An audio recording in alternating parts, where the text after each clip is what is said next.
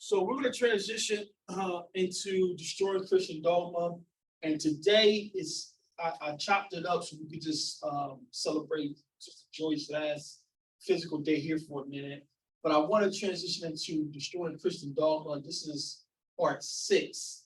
And I was hoping that break we just took gave you all a chance to go back to the YouTube channel, and that's how I'm able to learn. I use that time, the channel to rehearse the history, to rehearse the verses. So the first 5 parts, I was hoping you guys had a chance to go back. Have you had any questions? If you did have a chance to go back, any questions on those first 5 parts so far? Any questions on the first 5 parts?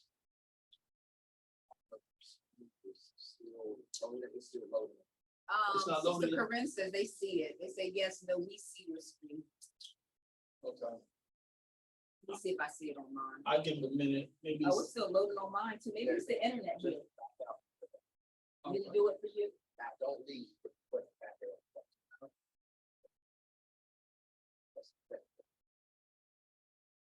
Okay. Okay, all praises. So this is the Destroying Christian Dogma part 6. Any questions about parts 1 through 5 that you came across thus far? And if you do go back and have questions, just jot them down, because there's no sense of keep building and building if you have questions that's unanswered, and you may have seen something that we forgot to address. So anytime throughout this series, if any questions come up, jot them down, because they could be useful either for correction or for edification. If we have the correct information, y'all know it's not a big deal, it's no embarrassment. So let's play the intro. This is Destroying Christian Dogma, part 6. I call it that New Testament memoirs. Come. That's what they are, memoirs. The Bible. We all have it. That's clear scripture. The Bible. What we gonna do with that passage right there? That's clear scripture.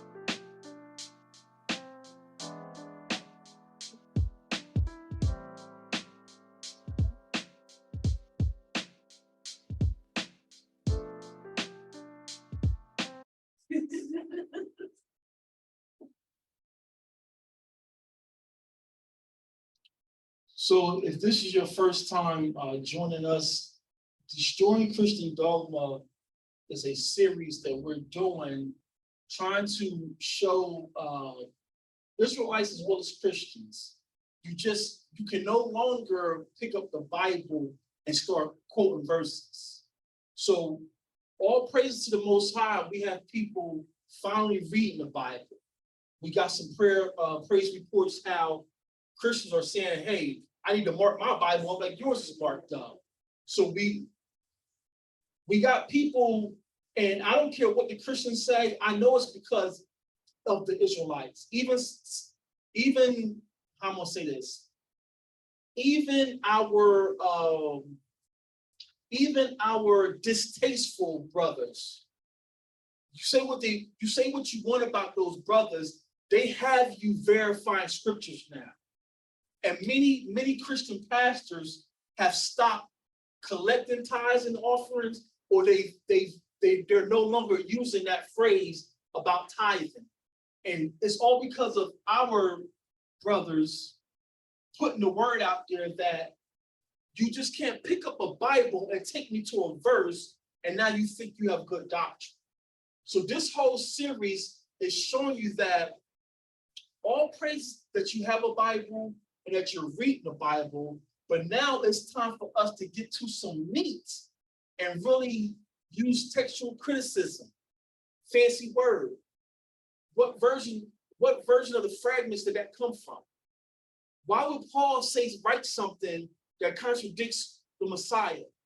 When Paul's telling you, follow me as I follow Christ, but then he's going to write a letter saying, let no man judge you in food or drink, and you're going to process that to mean I can eat anything. Why would Paul do that? So this is our efforts to help Israelites and Christians to see these books called Bibles are Frankensteins. They are Frankensteins. And if you wasn't here for last week, we dropped the bombshell that there is no New Testament. There is no Old Testament. Those words, Old and New Testament, came from pagans. Justin Martyr, who's a pagan, you may think he's a church father. To us, he's a Catholic. A Catholic would never be our fathers. So just because they did some, and let me put this in proper perspective. If you've been over in Rome and you've been worshiping idols, and now you leave the idol alone, to your community, you did a great thing. Wow, I wish I had the heart to lead the Catholic Church. But to us Hebrews, you're still a pagan. It don't matter. So Justin Martyr, he's a hero to his other fellow countrymen. But to us Israelites, we didn't worship idols from the giddy up. We know what we worship. So Justin Martyr is the one who let it be known that in his day, they didn't call the letters of the apostles the New Testament. In Justin Martyr's day, which is the 2nd century, you'll see the time he lived 100 to 165, that's 2nd century. From the 2nd century, those letters of our apostles, our elders, were called memoirs.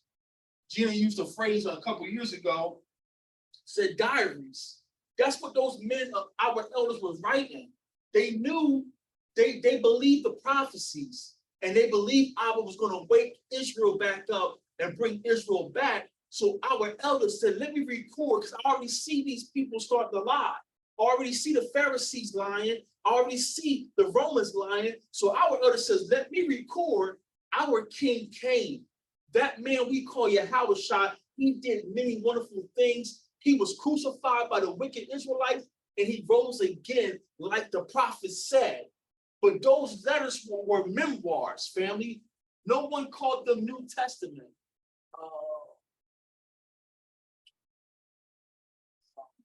I'm not in. Since you put me out, I'm not. So no one for nearly 300 years of the Roman Christian era, air quotes Christian era, no one knew anything about a New Testament. They called the first half the law and the prophets, or simply the writings, and they called the letters of the apostles memoirs, and then it became known as the Gospels. This information alone, family, Christianity is done. If you're saying that you're a New Testament Christian and you're under a new covenant, excuse me, we even have Hebrew Israelites saying that they're in a new covenant. The new covenant does not exist. The New Testament do not exist. Our promise of a new covenant is still coming. So this information alone, Christianity is buried. There is no New Testament. There is no new covenant right now. B.B. Warfield, we brought out, he was the last principal of Princeton Seminary School. So we're not making facts up. We're not cherry picking history. We're giving you sources from people that the pagans call scholars.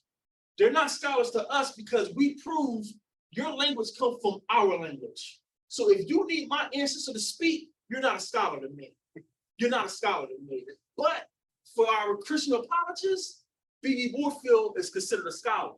He's letting you know that those letters were called memoirs, diaries. So this is all review from last week for those who may have missed it or haven't had a chance to get caught up. The letters that we have now that the pagans have dubbed the New Testament, in the ancient times, the 2nd century, they were simply known as the Gospels or the memoirs or the Gospel and the Apostles. You didn't get the phrase New Testament until the 4th century, which is the 300s. And we brought it out by a man named Tertullian. Tertullian is the one who told you that it's a New Testament. This pagan man named Tertullian is the church father of the Latin church, but no, he's not white. Tertullian is a black man. Because now you got the apologists when I'm gonna say this, I'm trying to be tact. We do got some crazy Israelites. Listen, I'm just gonna be honest with you. There's some brothers out there saying some stupid, dumb stuff. I cringe when I hear them, like, oh my God, it's like these Christians picked that one person from the hood. I seen the whole thing. And I said, Lord Jesus, that's a fire. These apologists, they picked that Israelite. You want to get this Israelite to come on your channel, and now he represents all of us. I'll be like, oh my God, you picked him to go up there. So we do got some Israelites saying some straight dumb stuff. But the few times we get a calm, educated Israelite, they shut him down real quick, get him off real quick. Or when they can't refute what he says, oh, so everybody's black? They want to use race as a smokescreen when you can't refute what the brother just said. That brother ain't saying nothing about no skin color. But when we get them back in the corner, that's what he put up there. So y'all just want to make everything about blackness. No, because Christianity, I think I haven't said this in a long time. Christianity, family, is not a white man religion. Christianity was started by black people. Tertullian is a black man from Carthage, Africa. So when they say that, oh, so you believe Christianity is a white man religion? No, Christianity is a devil's religion. Has nothing to do with black or white. So most of these ancient Roman Christian fathers, if you do the research, family, they're black, but they've been Renaissance. So I just want to put it on record, Christianity is not a white man's religion. It's a devil's religion. Anytime you go against the Most High, you have a devil on you. Anytime you're saying that the law is no longer needed, you have a devil on you. So all these Christian apologists following these church fathers, you're under Satan's tutelage. But Tertullian is a black man from Carthage, Africa. He the one coined the phrase New Testament. And since he coined New Testament, well, naturally, the first half is going to be coined Old Testament. So this is just catching y'all up from last week. Now let's get to part 6. Any questions or comments about that quick review? So this is part 6, the water box. Well, you're like, we back in the church house in down south Alabama. So this is part 6, family. Nariah, let's go to our compiled reading because it was right on time for what we're trying to do. Our compiled reading today is coming from 2 Thessalonians chapter 2, and we're going to start at verse 1. 2 Thessalonians chapter 2, verses 1 through 12. Shabbat, when you have it, and let me do this. No. It's all right, Queen. It's all right, man. 2 Thessalonians chapter 2, when you have it, say Shema.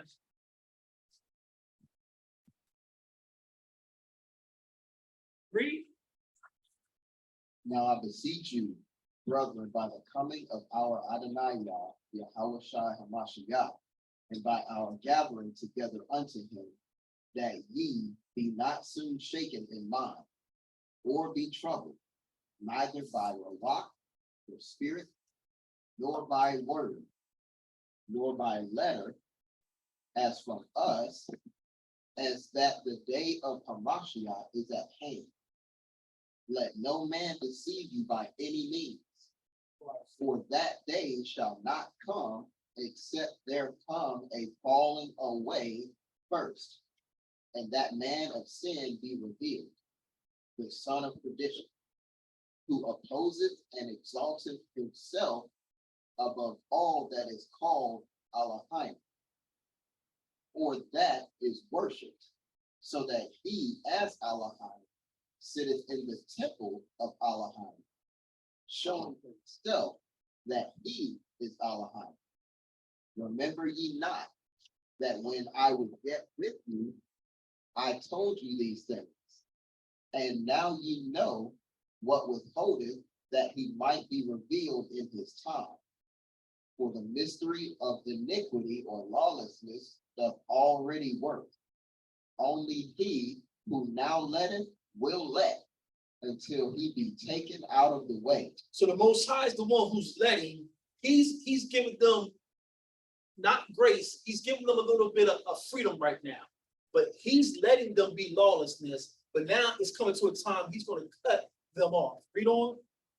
And then shall the wicked be revealed, whom Adonai Yah shall consume with the spirit of his mouth, and shall destroy with the brightness of his coming, even him whose coming is after the working of Satan with all power and signs and lying wonders, and with all deceivableness of unrighteousness in them that perish, because they receive not the love of the truth, that they might be saved. And for this cause, Elohim shall send them strong delusion, that they should believe a lie, that they all might be damned who believe not the truth, but have pleasure in unrighteousness. This is talking about our loved ones inside Christianity. Because when you got brothers, you don't like those brothers screaming and cussing, neither do I. Do I think you should be reading the Most High's letters and his epistles and the prophets using foul language and filthy innuendos? Absolutely not. But you got other brothers with calm demeanors giving you truth and you're rejecting it. And because you're rejecting truth, Abba's sending you strong delusions. Just get that A flat and shake it and gyrate it, and we have a church in here. And that's good enough for you. That's a strong delusion. Now, I got this on the screen. Is it sharing? The screen sharing, family? This is the Blue Letter Bible. I wanted to share this for the family online and those on the Facebook, because I got some family and friends starting to watch. I thank the Most High for them. And if they have a ear to hear, I want them to hear this. This is the Blue Letter Bible, a free app on the internet. And the Blue Letter Bible was composed by scholars, doctors. So the Blue Letter Bible was not composed by any Hebrews. The Blue Letter Bible was not composed by Israelites. The Blue Letter Bible was not composed by Black people. It was composed by non-Blacks who were considered theologians and scholars. Family, who does they tell us wrote this letter to the Thessalonians? Who do they say wrote this letter to the Thessalonians? Anybody? Who is writing this letter to these people? Paul. Paul is writing this letter, Uncle Shawwal. Paul is writing this letter to the Thessalonians, right? Now, if you have the hard copy, that's why it's good to get you an old school hard copy. My section heading for chapter 2 says the day of Christ. But this Blue Letter Bible chapter heading says what? Man of lawlessness. Man of what? Lawlessness. Why is Paul talking about lawlessness, or better yet, Salakia? Why is this theologian who built this site talking about lawlessness if the law has been nailed to the cross? Y'all see where we're going? If you're teaching a grace doctrine that we're saved by grace and grace alone, why is this theologian has a subtitle says man of lawlessness? Because that's his own understanding. But this is what we're bringing out. But when we say it, y'all just don't understand it. You ain't been to seminary. See, they don't know how to exegete. They don't have the hermeneutical. Hermes is a pagan idol. I don't do nothing for Hermes or hermeneutical. Here's a theologian talking about lawlessness. Now, I didn't want to Israelite the precepts as he was reading, but let's double back to some of these verses. Let's go back to 2 Thessalonians chapter 2 and verse 8.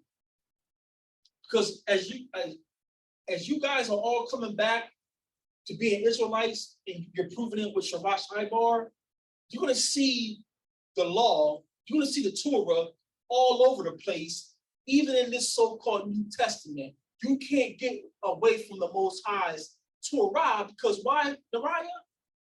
It's Ahmad. It's enduring. It's everlasting. It's Ma'adam.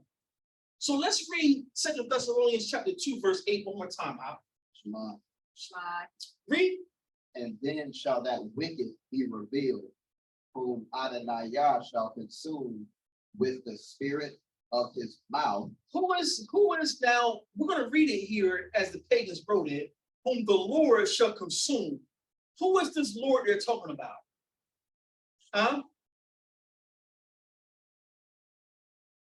I heard you. Who is this Lord? Oh, I thought you said it's Yahweh Shai.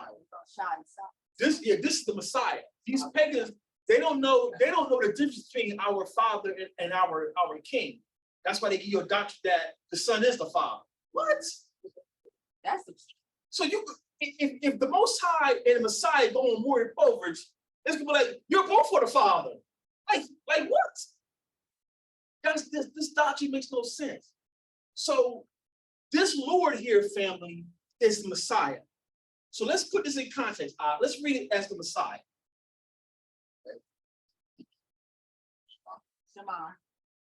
And then shall that wicked be revealed, whom Yahweh shall consume with the spirit of his mouth. Messiah Yahweh Shai is going to assume this wicked one with the spirit of his mouth.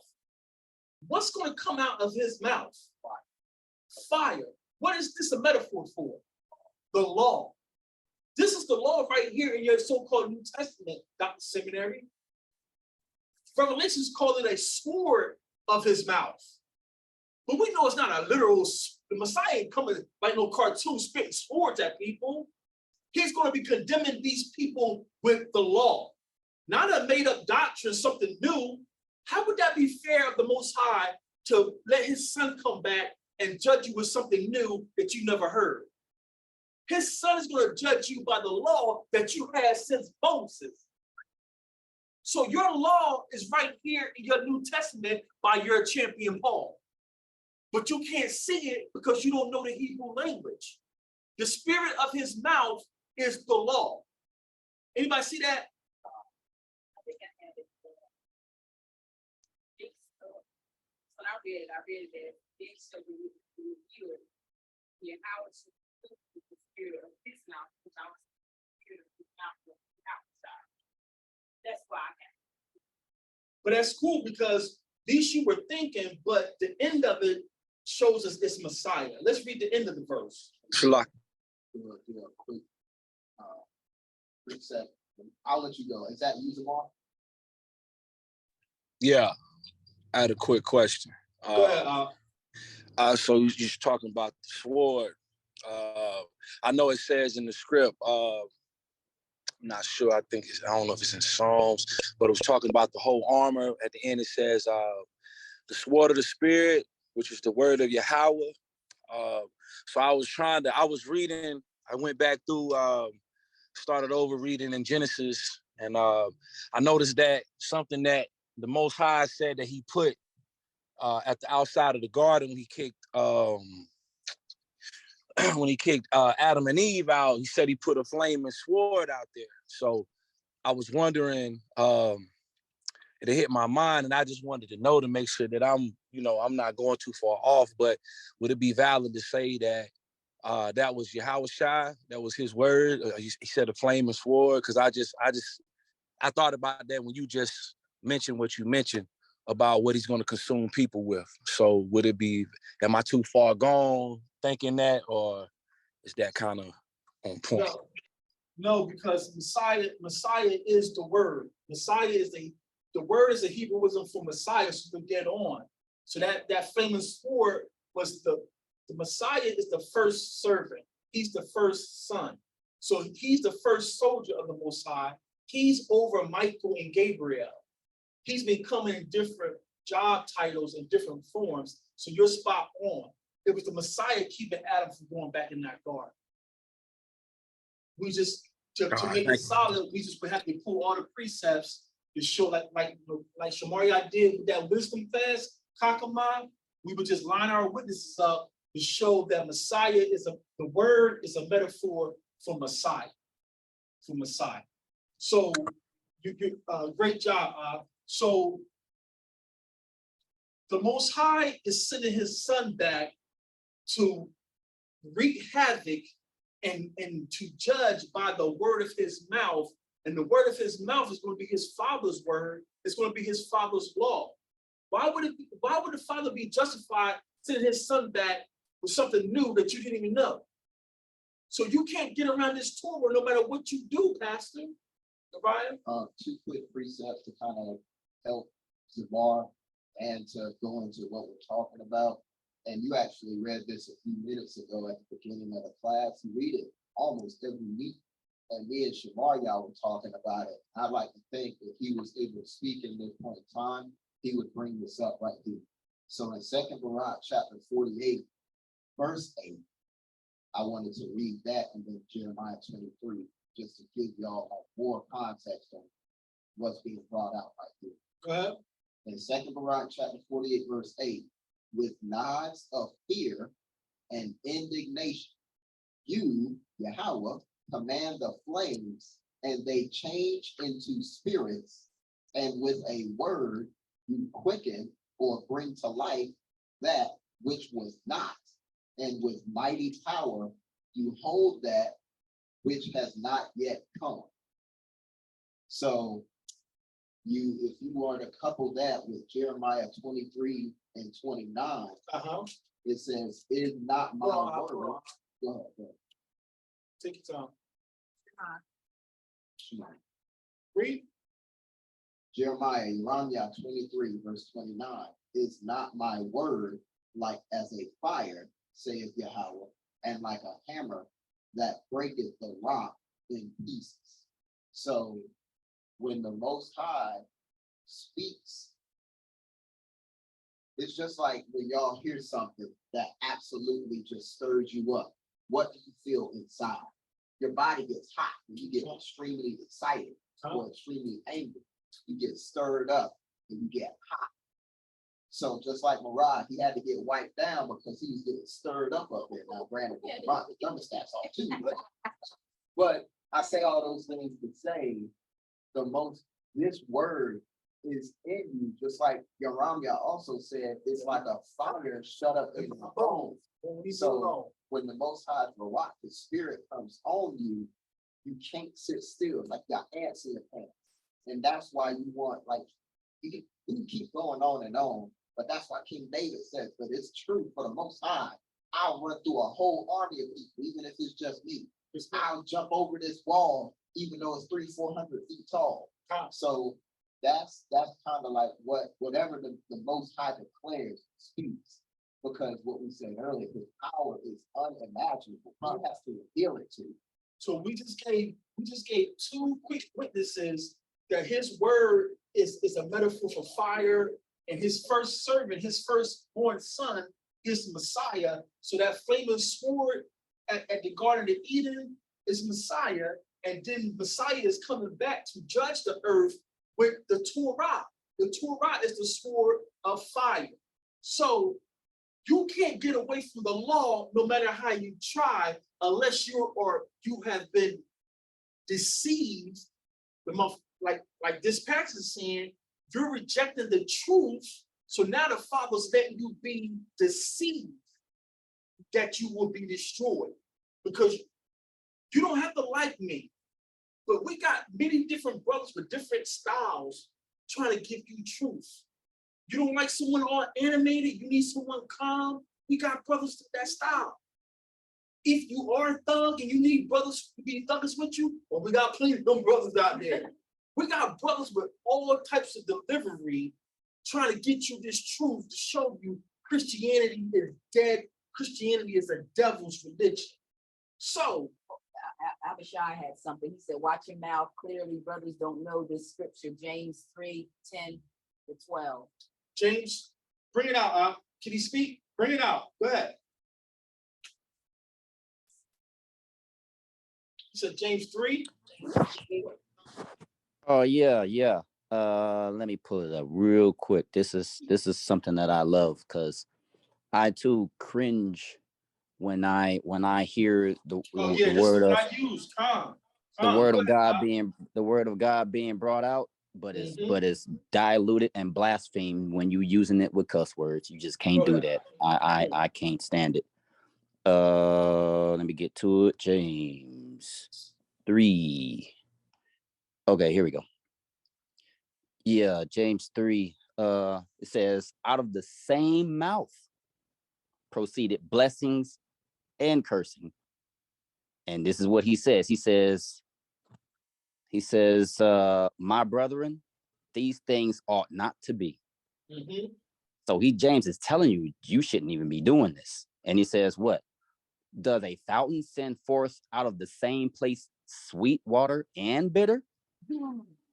Can the fig tree, my brethren, because he's trying to endear to you, my brethren, listen to me, bear olive berries, either a wine, Fine.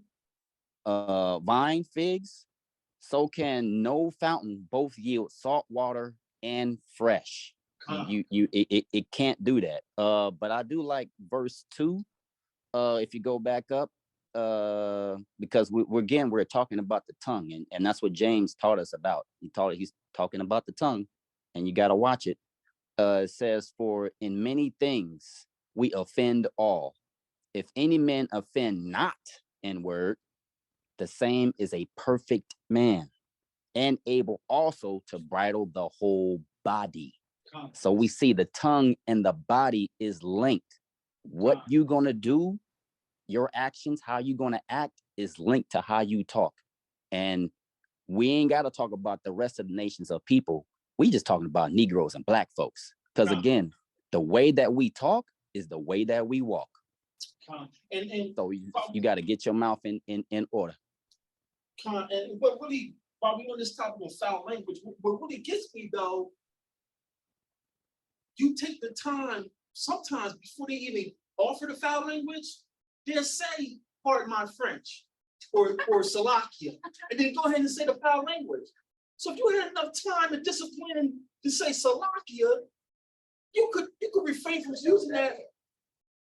So these brothers, again, I love them but there's no way you should be spewing foul language reading the Most High's instructions. So the water rabah for that. But the point I want to get back to for our Christians, because we're destroying Christian dogma, trying to rescue our brothers, sisters, aunties, uncles. We're trying to rescue as many people who have a heart to hear out of that whorehouse called Christianity. Here's the letter of the Thessalonians written by Paul, who is your champion of the church, who is your champion of the gospel. And this theologian from this website subtitles this chapter with the man of lawlessness. Why are we still talking about lawlessness if Messiah has nailed the law to the cross? Taking a step further, it says Messiah is coming back.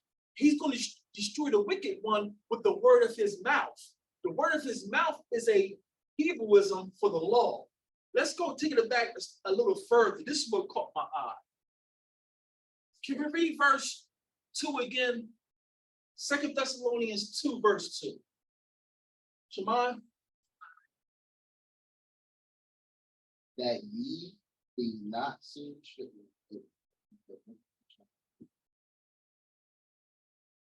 Right. That's it. No, I'm sorry. Verse 1. Okay. Now we beseech you, brethren, by the coming of our Adonai Yah, Yahushua Hamashiach, and by our gathering together unto him. Now we beseech you, brethren. I grew up in the old school Pentecostal church, and every time someone got air quotes saved, they became Brother Nariah. That's not how these verses are written. When Paul calls these people brethren, they are family. They are Israelites. They're from Jacob. History proves who these people are. S.A. But the reason why I love this tool, let's click on tools here, right? And let's parse this out in the Greek. Even the Greek tells the truth about who these letters were written to. So here's 2 Thessalonians verse 1. Parsed, can y'all see that? Parsed out in the Greek, right? Now we beseech you, brethren, right? By the coming of our Lord, and we know that's Messiah, Yah'S, and by our gathering together. Gathering together. It's a word in the Greek. It doesn't matter for us. This is a dirty tongue. But click on that G 1997, and let's see what this word is in the Greek. Synagogia, it don't matter. Synagogue. Their language is filthy. Their language is filthy, family. But let's just get the definition of this word. Can you read that for us? Outline of biblical usage. A gathering together in one place. The religious assembly of Christians. Now, y'all see how they got Christians in parentheses here? He can't be referring to this as the gathering of Christians. Why not? Because this was written during 50 AD, according to who you ask. Rome didn't become a Christian nation till 300-something Constantine. So this is not a gathering of Christians. This is a gathering of what? Israelites. Israelites. That was tough. Come on, y'all. Don't play with me. Paul is writing to Israelites. He wouldn't be writing to Christians because Christians don't exist. They literally did exist. These are Nazarites, bro. These are Nazarites. So let's just keep going. Let's keep being nosy a little bit. And what you can do, keep going up, right? Read it again up. A gathering together in one place, equivalent, whatever, okay, equivalent to the religious assembly of Christians, or Hebrews 10:25. It gives you a reference of Hebrews 10:25. Who was the letter of Hebrews written to? The Hebrews. The Hebrews. The Hebrews. You sharp today, Gerald. You sharp today. So how can Paul be writing a letter to Thessalonians, but he's saying to our gathering together? Our gathering together is these Israelites being gathered. Now, if that wasn't enough for you, family, if that wasn't enough context clues for you, where's it at? So what you can do right here, Strong's definition, it tells you how to pronounce this in the Greek if you care about Greek. I don't care about Greek. What's the definition of a complete collection? A complete collection. This Greek word, the only usage, let me calm down, family. I feel like I'm by myself sometimes. The only usage that makes sense when Paul is writing this letter in 50 AD is a complete collection of the nation of Israel. That's the only usage that makes sense. And then this theologian gives you a reference to go to Hebrews chapter 10. But Dr. Seminary, who was the letter of Hebrews written to? You need to go to seminary to learn how to put things in context, and this is written to Hebrews. So family, I went on this rant to show you that these theologians contradict themselves because this website was built by educated, air quotes, educated seminary people, and you put a subtitle for 2 Thessalonians chapter 2, lawlessness, man of lawlessness, and then even in your Greek tongue, you have to confess that it's pointing to the collection of Israelites. What did the Most High Messiah says in Matthew? I will send my angels to do what? To gather the saints from the four corners of the earth. Over and over again, family, you can't get around from the old, so-called Old Testament to the so-called New Testament, these letters are written to Hebrew Israelites. Any comments or questions about that? Any comments or questions about that? Yeah, Salakia. Yeah, exactly. Because for one, you can pull that on individuals who's not students. Like, I mean, they go to the Blue Letter Bible, and they think they're getting the education, they think they're getting the truth, but without the context clues, it's easy to pull that. And we know most modern day Christians are really not digging to that degree. I mean, in fact, we all was kind of victims of it at one point. So it's the stressing of helping individuals understand the value of digging, like the scriptures say, digging like hidden treasure. You got to go deeper than the surface, because otherwise you'll miss those context clues and you won't see. Most Christians just believe what Acts say, and that was before, they would say 50 AD, how they translated and said that during these days is when they would start to be known as Christians.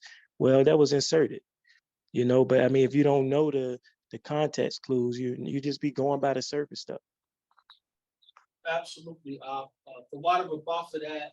And let me address that since you brought it out, because that's how they do rebut.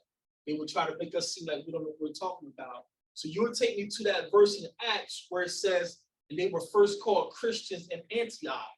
The problem with that verse, Dr. Seminary, I'm talking to Dr. Seminary now, well, the first person that called them Christians, or let me slow down.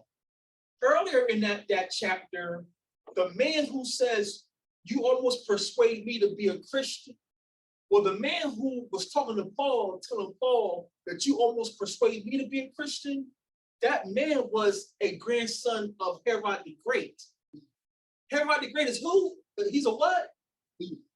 But what nation does he come from? Edom. Edom is what though? Esau is what though? A Hebrew. So King Herod's grandson wouldn't have said that word, you persuade me to be a Christian, because he's a Hebrew. He would have used the term at the time, you almost persuade me to be a Nazarite too. So this is why this destroying Christian dogma is so valuable. You're turning to Acts chapter 2, verse such and such, saying, oh, right here they were called Christians. You don't know who wrote that text. You don't know who translated that text. Herod's grandson's a Hebrew. He wouldn't have used that Roman term Christian. He would have used the term of the day, you almost persuade me to be a Nazarite. So thank you, Gerald, for bringing that out, because that's how these theologians try to shut us down and make us seem like we don't know what we're talking about, because we ain't went to cemetery school. That's why this series, Destroying Christian Dogma, is not for the neophytes, it's not for the babes, it's for those who want the meat. So the water will buy for that. Shalom. So now let's go ahead and run through these slides. I don't think it's going to take that long, but we ain't going to rush. We're going to let the Most High move. I wanted to go back to this resource here, Faith of Our Fathers. Those online, is the screen sharing? The water about sis. So I forgot to bring something out last week. This is a Catholic resource by this Cardinal, Faith of Our Fathers. And we brought this out last week. Uriah, can you start at the top of page 104 out, the Faith of Our Fathers?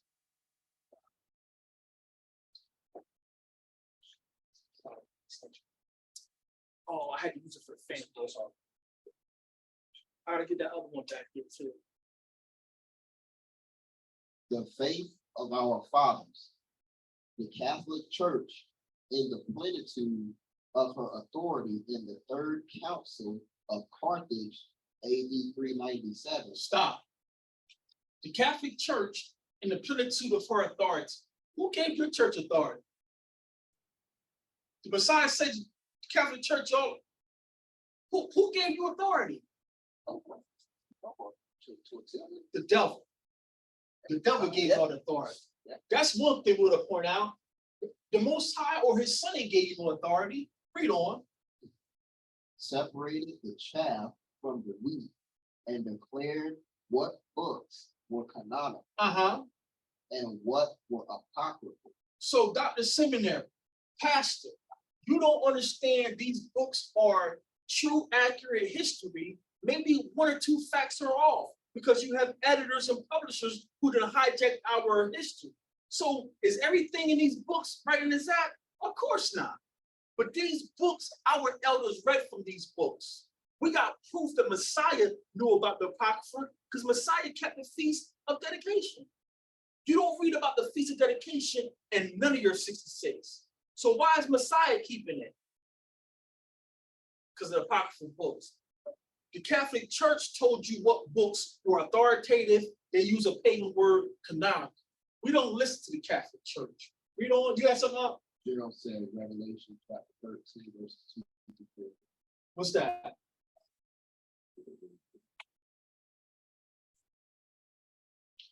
Brothers online, just go ahead and if you got a good mic, just go ahead and bring your scriptures out. That'll save us a little bit of time.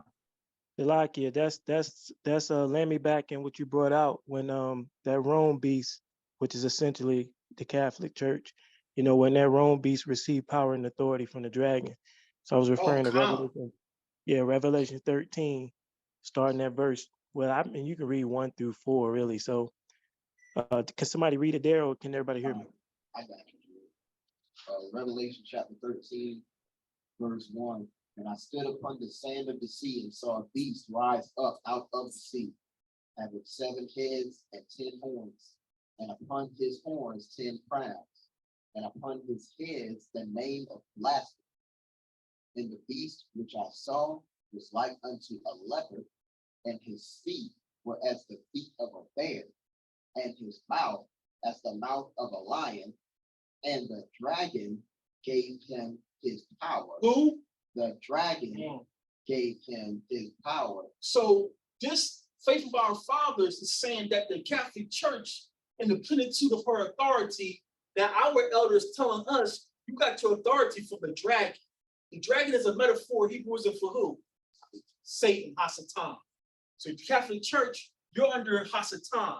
The Protestant Church, if you're still meeting on Sunday, if your pastor wears a white collar, if your pastor keeps Christmas and Easter, your pastor is a Catholic, his authority is coming from the dragon. Not my words, like chefs say, not my words, it's the scripture's words.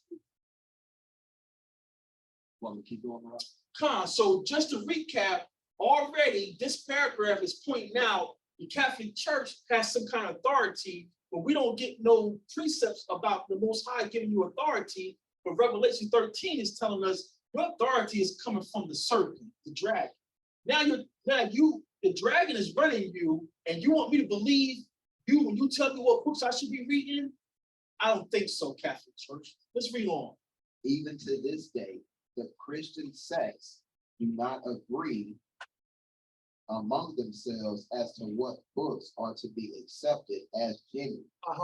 Some Christians of continental Europe do not recognize the Gospels of St. Mark and St. Luke. Now let's see, because we grew up in Greco-Roman United States. Can y'all imagine opening up a Bible that didn't have Mark or Luke in it? Can y'all imagine that? We can't even fathom, like, what? If you went to the bookstore and you seen Mark and Luke is gone, would you buy that? No. But the Catholic Church, some of you Christians, some of you air quotes Catholics in the old times didn't accept Mark and Luke. This is what we're bringing out. If you're a Protestant, Pentecostal, what is out there? Methodist, Baptist, you are a Catholic. You are a Catholic. Let's read on. They read Luke 19, that precept you brought out a while back. They was like, oh, no. Yeah. Some Christians, well, I'll just let that one. Oh, because these evangelists were not among the apostles. Luther used to call the epistle of St. James a letter of straw. So we brought this out last week before we went on vacation. Luther here is referring to Martin Luther of Germany. He's the one who became the father of the Reformation. He's the one who protested the Catholic Church, the mother whore. So he became a Protestant. And if you follow Martin Luther's line of thinking, you are a Lutheran, AKA a Protestant of the Catholic Church. So Martin Luther, he didn't even want to accept the letter from Hamashiach's brother because he believes that only grace alone can save you. And Hamashiach's brother says, show me your faith and I'll show you my works. So again, Dr. Seminary, how are you teaching our people that grace alone saves you when the Messiah's brother is saying, if you believe, you should have works that show you believe. You believe you can read, you should go out and get a job. If you believe that you can sing, you should use your voice to edify the body. You believe that chair is going to hold you, so you sit down. Every time you believe something, you do something. I believe my wife can cook, so I'm going to eat this food. So you talking about you believe, and only grace can save you. If you ain't doing nothing to show the Messiah that you believe, the Messiah ain't saving you. So your whole doctrine that only grace can save is coming from Martin Luther, who rejected the Messiah's brother, a German. You gonna listen to a German telling you only grace can save you? He never even seen Jerusalem. But that was revealed. Let's drop down to the second highlight here. Indeed, when you accept the Bible as the word of God, you are obliged to receive it on the authority of the Catholic Church. Say what? Indeed, when you accept the Bible as the word of God, you are obliged to receive it on the authority of the Catholic Church. This is what we're telling you. This is why we're going through this series, Destroying Christian Dogma. If you think that Bible is going to save you and you're twisting verses, it's because you are a Catholic and you believe everything in that Bible is the be all to be, is the end all to be all, but you don't know the editors. Because even if you go back to ancient Greek don't have punctuation. I mean, I'm getting ahead of myself. We're going to expose that in a couple more classes. Greeks don't have colons, commas. They don't have none of that mess. So if you believe the Bible, you have to receive it as the Catholic Church is giving it to you. Let's take that from the top out. And just so we're clear, we're not saying that the word of Yah is not true. We are saying that through our disobedience, our scrolls have been tampered with and manipulated to deceive millions, billions.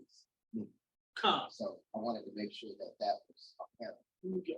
So as Rod set this back up, I want to reiterate that if this is something that's going to have you saying, well, if that's the case, I can't trust none of the Bible. I can't trust any of it. You need to turn this off right now and start from the beginning and get some understanding first, because that is not what we're saying. Now, go back to the very first series, part of this series, we're letting you know we're not refuting the word of the Most High or these apostles. We're letting you know these records have been adulterated, and now you got Christian apologists twisting text like tassels, thinking you're refuting and living by grace, and you don't know what you're saying. Let's read that verse again, that paragraph again.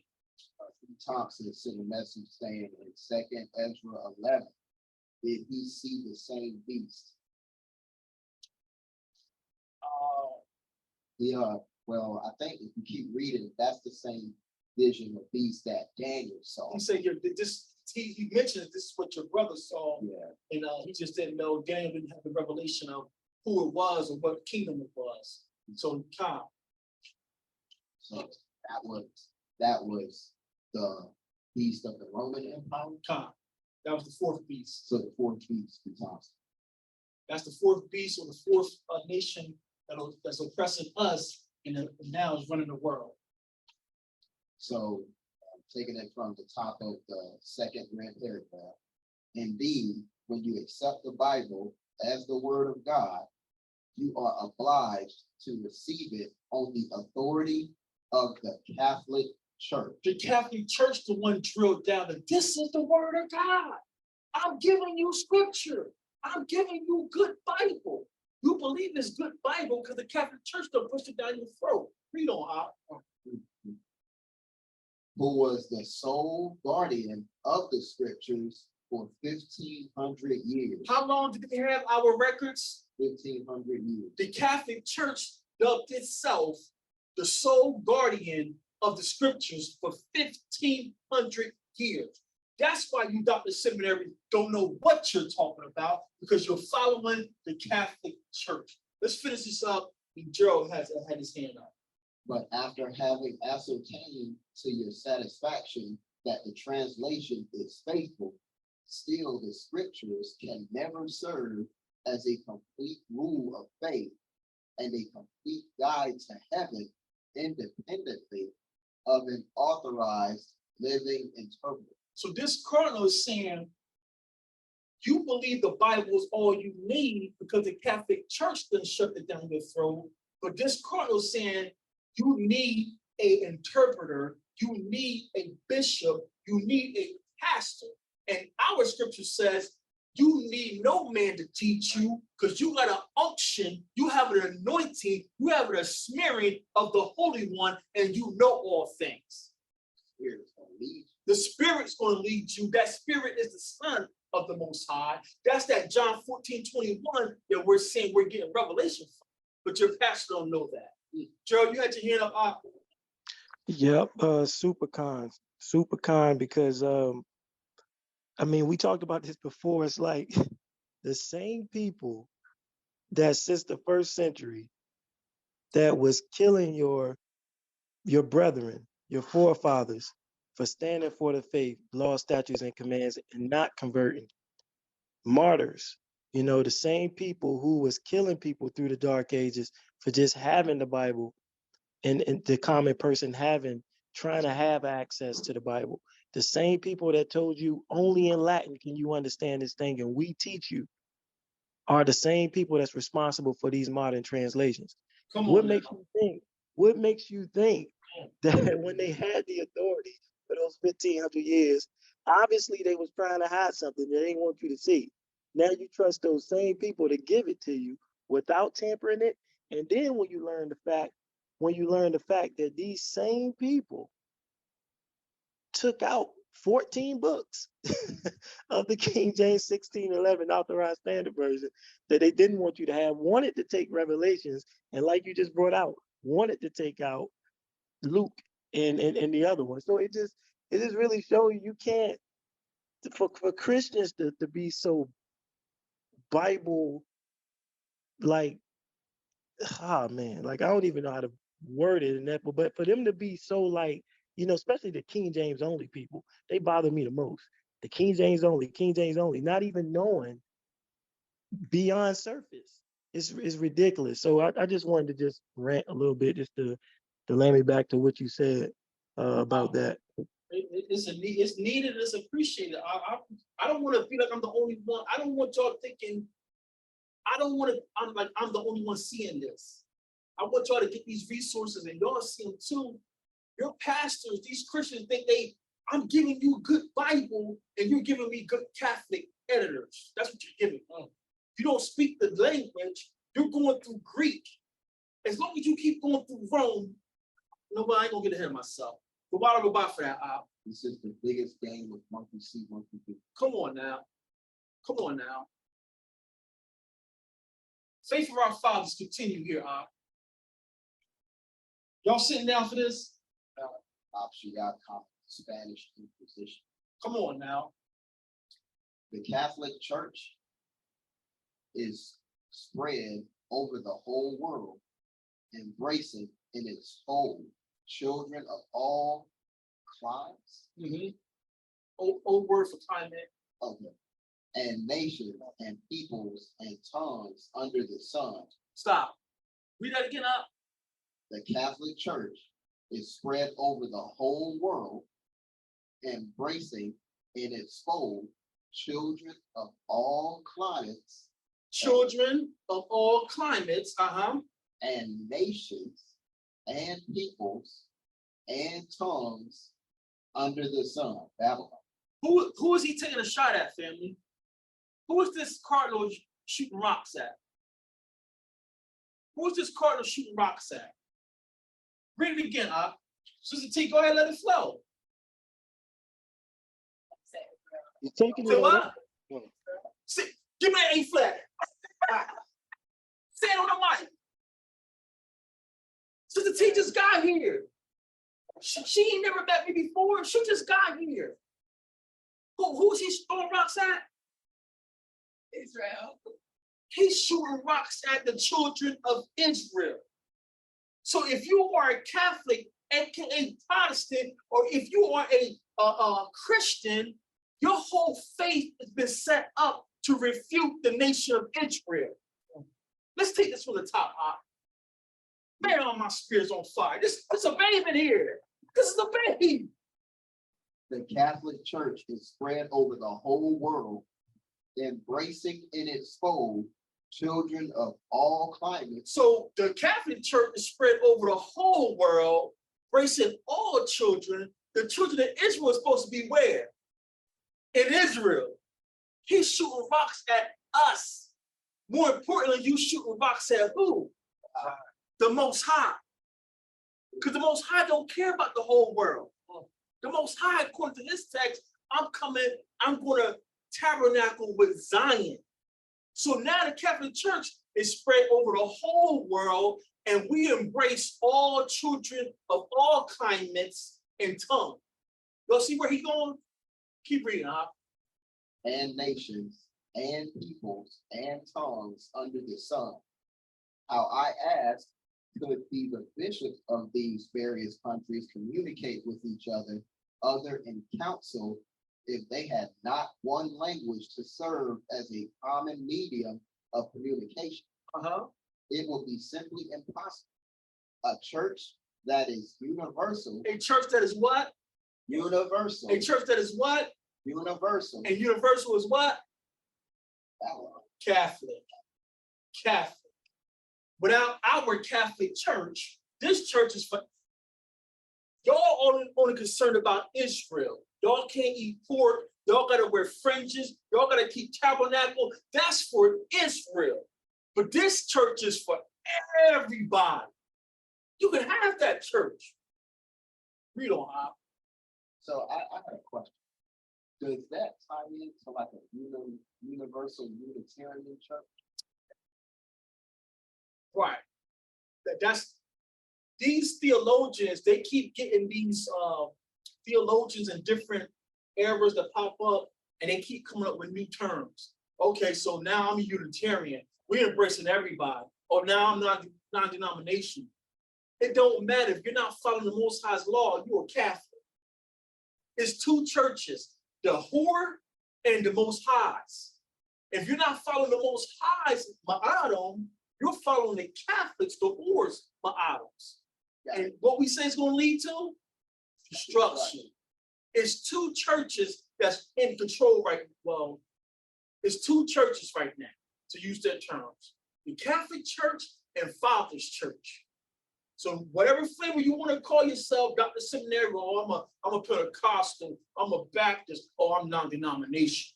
If you're not following the Most High's laws, you are a Catholic. You're under the horse church. A church that is universal must have a universal tongue, whilst a national church or a church whose members speak one and the same language. What language we speak? The national, no, according to this text. What national church speak a one national language? What you said earlier. This is another shot at Israel. He's taking shots at us. Those Jews only worried about their people, and they only speak Hebrew, and we're telling them, you can translate our scrolls into Latin, German, what else they did? English. If you don't know this, you're going to be off. So he's taking another shot at us, at the Israelites. Y'all see this? That he's shooting rocks at the children of Israel. At this time, though, we were known as Jews. And now because the Jews are the wicked ones who killed Messiah, now we get lumped up as being wicked. And no, yeah, I'm a Jew, but I was out there crying for him. I'm the one out there telling y'all don't do this.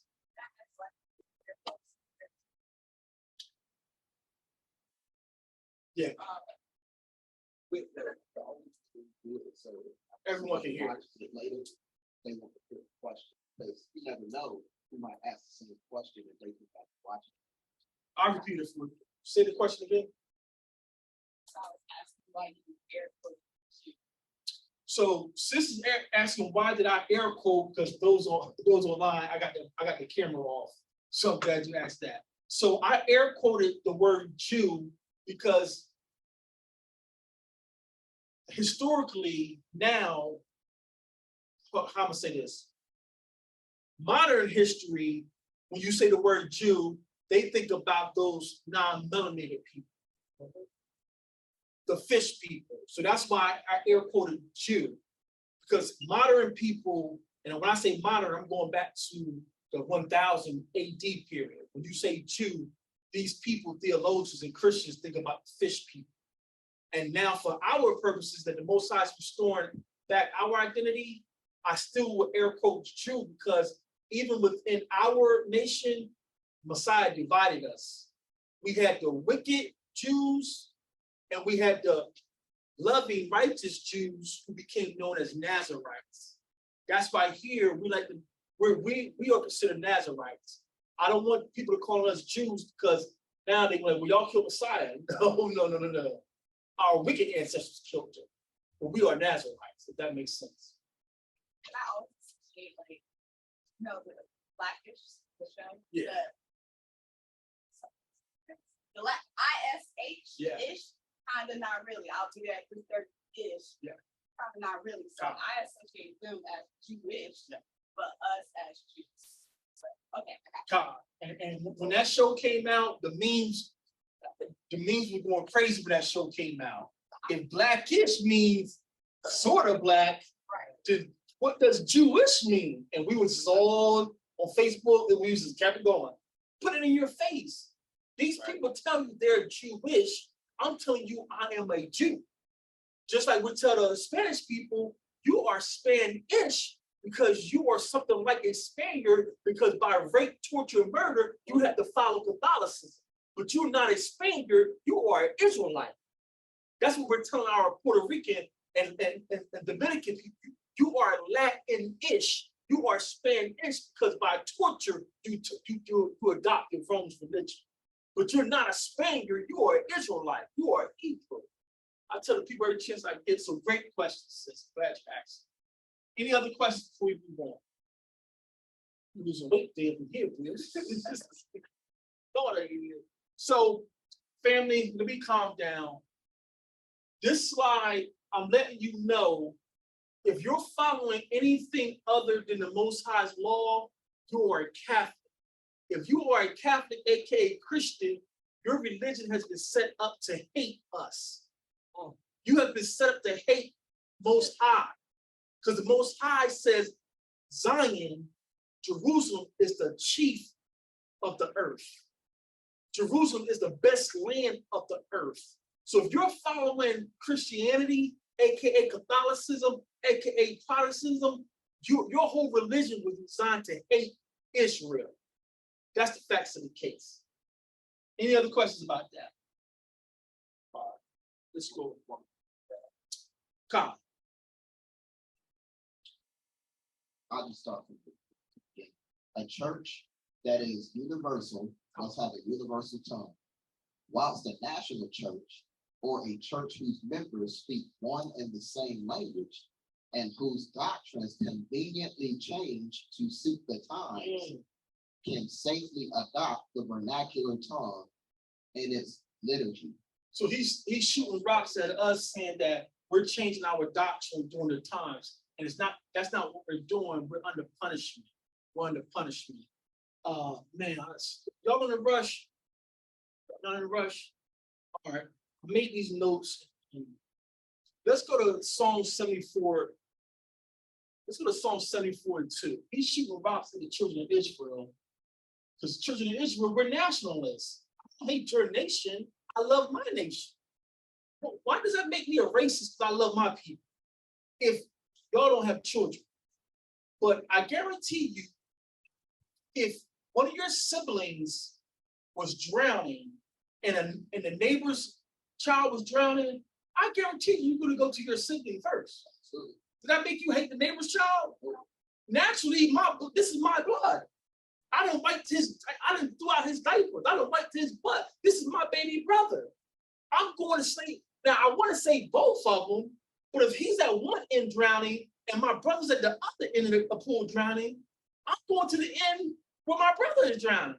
Don't make you bad. I wish I could be at both sides. I can't. I'm going to my flesh. So I don't hate your nation.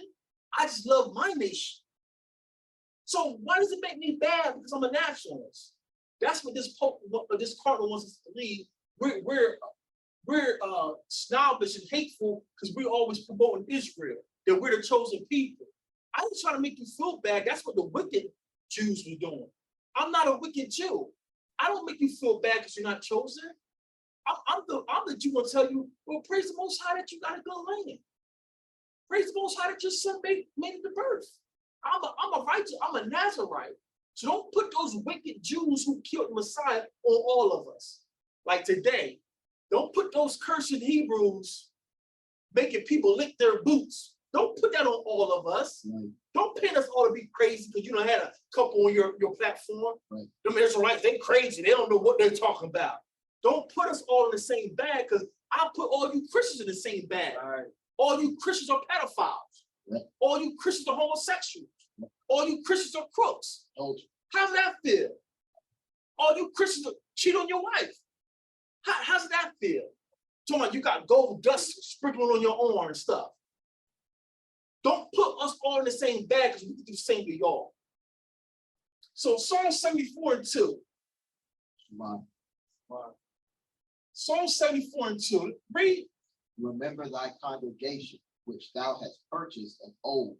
Remember thy congregation that you have purchased of new.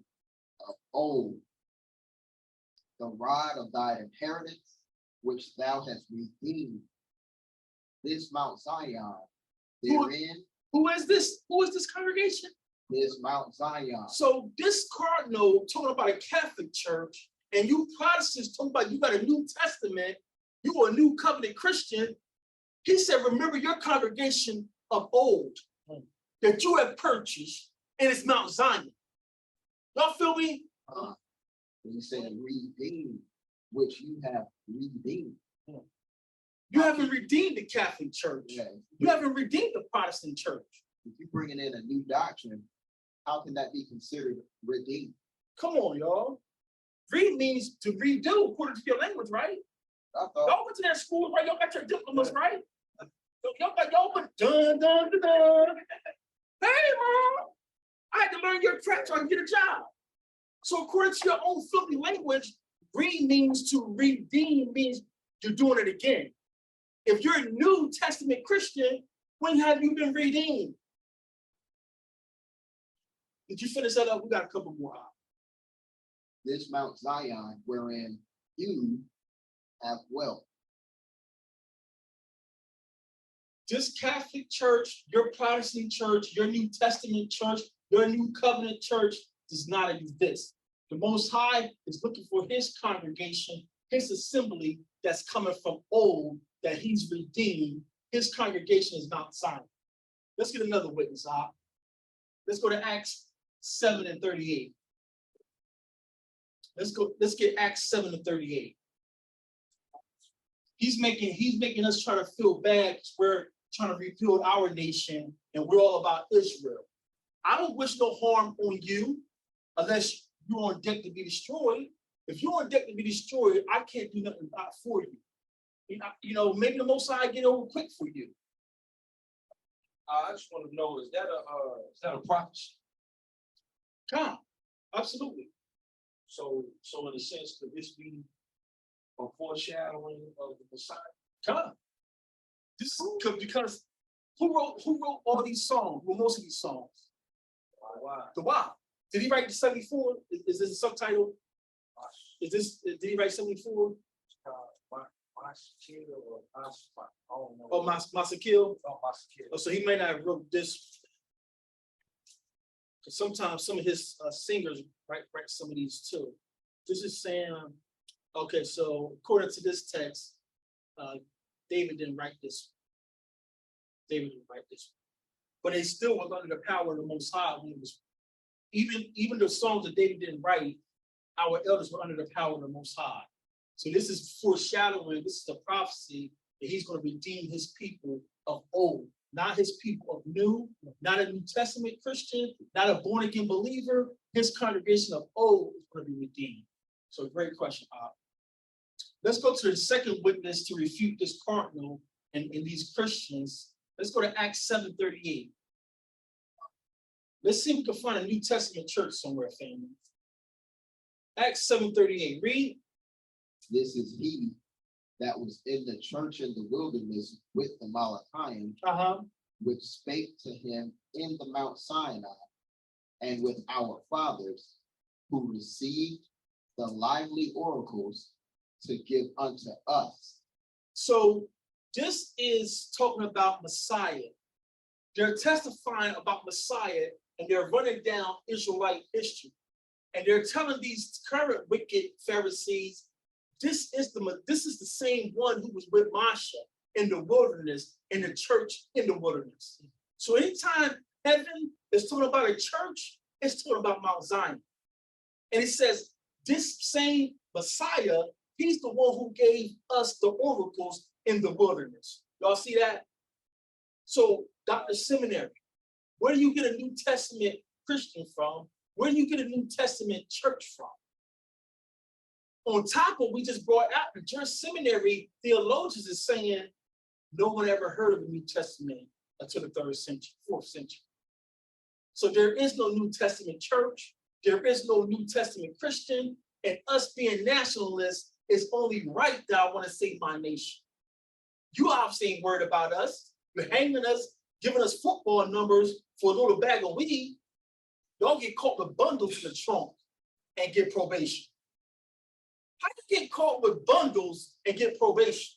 They were just talking about something like that the other day about Hall of Fame football player Brett Favre. Oh, goodness. Still from welfare people. $5 billion. Now they're trying to bury it. They brought it out, but now they're trying to bury it by pretty much talking about it and everything else just to get it off people's minds. So us being nationalists, it don't make us, first of all, these Christians, Father, give me the strength. You want to sound so pious, so educated. You went to seminary. Now you want to refute every Hebrew Israelite. But you calling me a racist. According to their pagan definition of racist, a racist has to have the power to influence someone's way of life. Do we have power to influence anyone's way of life? We can't even get a day off work when we act. How am a racist saying I'm a Hebrew Israelite? Now I may be prejudiced towards my people. Aren't you prejudiced towards your people? You've been hiring your people since we came out of chains. And then our fathers had all the chains because we were working while you was on the porch drinking liquor. So now you come up with the union. Are you a union member? Or we can't hire you. But this joke over here been trying to screw the same screw for an hour. He came and used a screwdriver. He done stabbed himself 40 times. So we gotta be nationalists because y'all been nationalists forever. So being a nationalist family don't make us hateful. It makes, I'm taking pride. Even a bear is gonna kill you if you mess with her cub. What bear gonna go ahead and take my cub? There's a video came out last week where these I forgot what the animal, they surrounded a lion. And it was about to, it was jumping the lion. Was it hyenas? You seen it? It's been going around. So these hyenas had this one lion cornered, and he was doing his best he can. All of a sudden, they come in the frame and come all the other lions. No, it was bulls. This recent one was bulls. So it was leopards. These leopards about to take this one bull, and he's trying to fight them off. Then all of a sudden, in the frame, here come other bulls ramming these leopards. What species in their right mind don't protect their species? So us being nationalists about Israel don't make me hate you. Hey, listen, you're German and you love Christianity, have at it. That's your religion. But if you are a Hebrew and I know you my people, I can let you know we ain't supposed to be eating no crackers, dude. We ain't supposed to be wearing no white collars. We ain't supposed to talk about El Mary. We ain't supposed to talk about Happy Easter. If you're my people, I gotta let you know when I come around. That swine gonna kill you. Ha ha ha ha. Happy eating. I try to make it light about it, but that swine gonna kill you. That Christmas tree gonna kill you. If you my people, I got to let you know. Because I want my hands innocent. Because Messiah and the angels are recording everything going on. When you go around your family, you don't say nothing about them. Messiah's like you say nothing. So I'm gonna make sure my record is clean, family. So every church, every assembly that the Most High and the angels refer to is talking about Israel, Zion. So this cardinal thorn rocks at us being nationalists. We're nationalists because our elders in this Bible are nationalists. Let's go to the end of the book. Maybe something changed in the end of the book. Maybe the end things change. Let's go to Revelation 21:4. What you saying, Muhammad Ali was saying the same thing way back in the day. He was pretty much saying verbatim. But what's wrong with me loving my skin color, loving people that look like me, loving my? Why gotta fry my hair to look like a dog? Yeah, I think he said something along the lines of, you don't see a lion being with a tiger. And we could be forever. Let's go to Revelations. That's 2. I'm sorry, that's 2:14. That's 2:14. My eyes. Let's go to Revelation 2:14. Let's see if things change at the end of the Bible. Revelation 2:14. Read. But I have a few things against thee, because thou hast there them that hold the doctrine of Balaam, who taught Balak to cast a stumbling block before the children of Yashar'Allah. Before who? The Eladim of Yashar'Allah, the children of Israel. So to my Christian family and friends, let me calm down. And let me ask you these serious questions. If the Messiah didn't care about nationhood, if the Messiah is coming for everybody, this book of Revelation is written after his resurrection. He's talking to our elder from heaven. And he's pointing out that I got a problem with you wicked people, not because y'all are just like naturally wicked, but not only are you wicked, but now you're corrupting the children of Israel. Why is he pointing out Israel if we're all the same? Shouldn't he be saying, I got a problem because y'all putting a stumbling block before the church? I got a problem because y'all putting a stumbling block before the born again believers? He didn't say that. He said, you're putting a stumbling block before who? The children of Israel. Your doctrine about a universal Catholic church, your doctrine about a New Testament church can't be found nowhere in this book. And that's what we got a problem with. Your doctrine don't make sense. Let's get the next witness out. Revelation 7:4. Maybe it gets better for them. Revelation 7:4.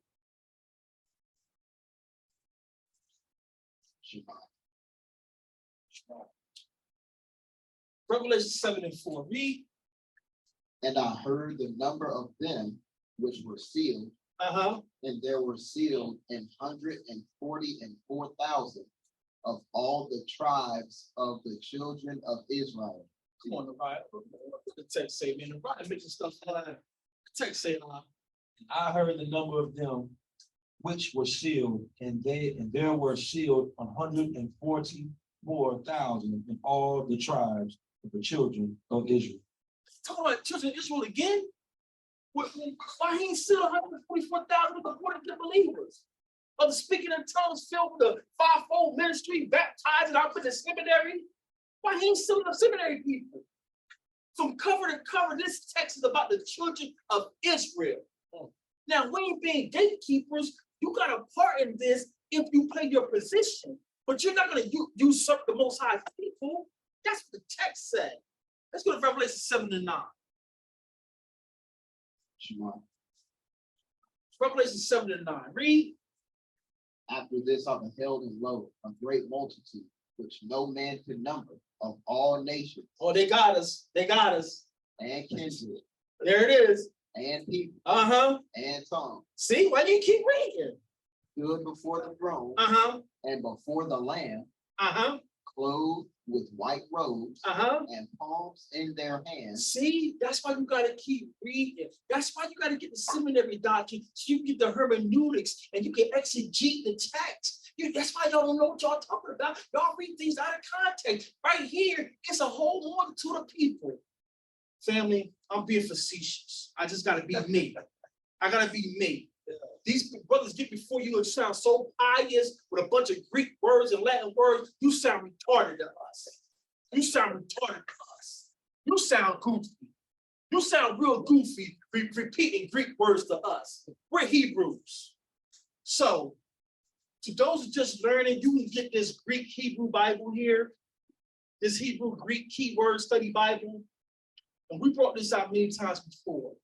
Revelation 7 and 9 is not everybody under the sun who got faith that's standing around the throne.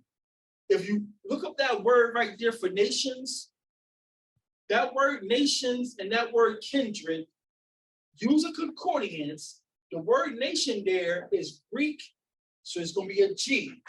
G 1484, and the word for kindred there is G for Greek 5443.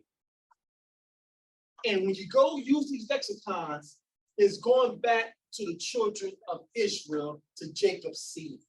I don't have time because we got more slides, but trust me, if you find something different, go ahead and chop this video up like y'all do and have at it. But I already did. We already brought this out many times before. The Greek words right here is saying of the children of Israel. So even Revelation 7 and 9, you can't use that. This is not a smorgasbord, a party for everybody. It's the children of Israel. The reason why the text says of all kindreds and all peoples and all tongues, where are we scattered to? We're scattered to the four corners. So if these all peoples and these all tongues, these are the children of Israel. It's not just us in America who waking up. We got brothers all over the globe waking up saying, that's why y'all been beating me down. I've been eating swine. I've been breaking the commandments. I ain't been keeping on feast days. That's why I've been oppressed. So we got brothers speaking all kinds of languages coming back, and that's what you're reading at Revelation 7 and 9. Again, don't take my word for it. Get you a concordance and look those words up in the Greek, and it goes back to the children of Israel. Next witness, let's go to Revelation 12 and 1. Revelation 12 and 1. And again, while we're here, that's why the plumb line is so valuable. Because you got these apologists, they'll find one verse that they think support their position. And they'll harp on that one verse. But the Most High says, let everything be established by the mouth of 2 or 3 witnesses. So you found one verse in a haystack of all verses, but the rest of them point to the children of Israel. That's why that plumb line is so powerful. That's why people can't refute what we're bringing out. Revelation 12 and 1. Shemai. Read. And there appeared a great wonder in Shemai. A woman clothed with the sun and the moon under her feet. And on her head a crown of 12 stars. How many stars? 12 stars. Now, I ain't the sharpest knife in the drawer, but there's a image that he's showing John of this woman, and this woman has a crown on her head, and for some strange reason, like this crown just got 12 stars on it. I don't know what's that about. Y'all want to take a wild guess? For the 12 tribes. So again, Dr. Seminary, where is the crown for your Christian apologists? Where's the crown for your Dr. Seminary back flipping over fuse and exegeting and hermeneutical breakdown? Where's your crown at? This crown has 12 stars, and it's funny, it's 12 tribes, 144 was sealed. The theme of 12 is repeated. Where's your New Testament church at? We can't find it. We can't find it. Finish that up, And she being with child cried, travailing in birth and pain to be delivered. This woman wearing a crown of 12 stars is about to give birth to a nation.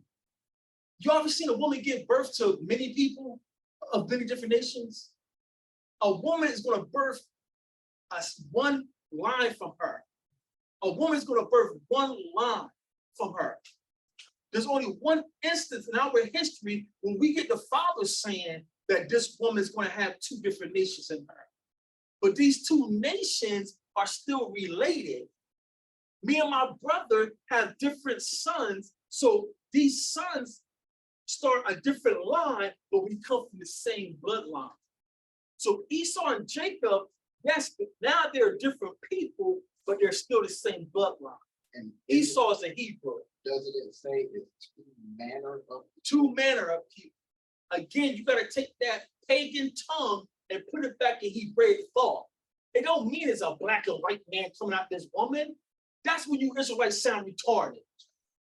Oh, Jacob is black and Esau is white. Now, Sway, you sound goofy.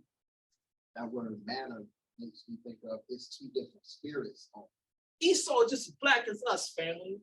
Esau is black as us. So again, another witness, we don't find no universal church. We don't find no born-again church. We find a national church all the way in Revelation. It's talking about a national gathering of people. 2 Thessalonians talking about a gathering unto the Messiah. We're nationalists because the text tells us our elders were nationalists. Don't mean we hate your nation. Let me get my house together first.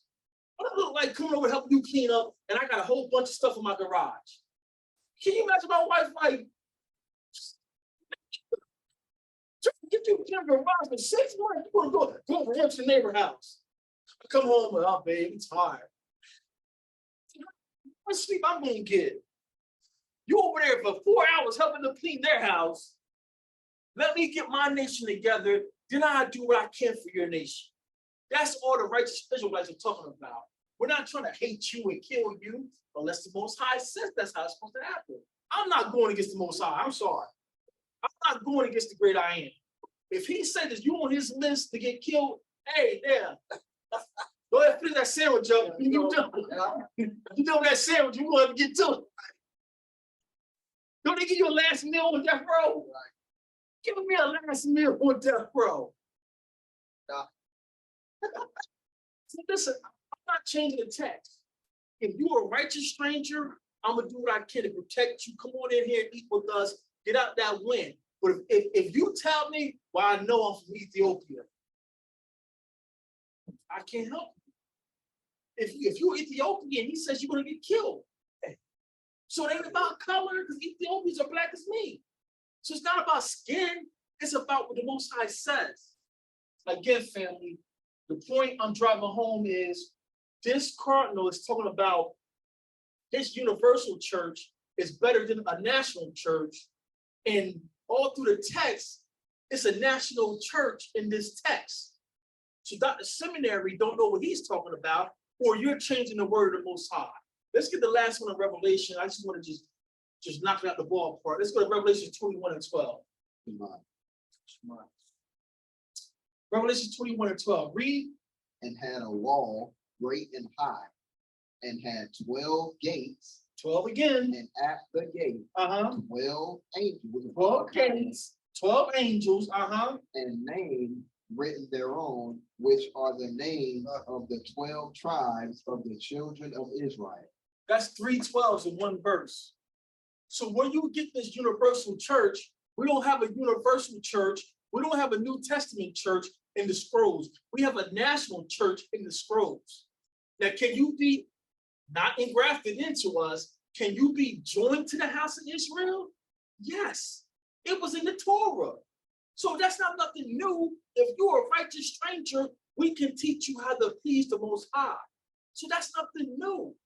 Right now, we're telling, if you blue, black, Casper, white, if you're righteous, you want to learn, you can come dine with us. I don't care what those other groups talk about. We follow the text. If you're righteous, you can come live with us. You can come eat with us. Well, you can't talk to a stranger. Paul gave you his Pharisaic doctrine. There's nowhere in the law where you can't talk to strangers. We brought this out last time we was here. King David's best friend was the king of Tyre. King David or King Solomon entertained the Queen of Sheba. So it only be 144,000 more strangers. They did want to, be with us. Are they included in that number? No. So they're in addition to. Right, that text, 144,000, I don't have enough witnesses to say that that's including stranger. Because that's why we just put the nail in the coffin. That theme of 12 is specific to Israel. So at that text, that's not your way in there. If you're a stranger, that's not your way in there. It's crazy. I actually my friends who was raised in church, and she didn't know that was the number of the people that were going to make their million of people in the world, but 144,000.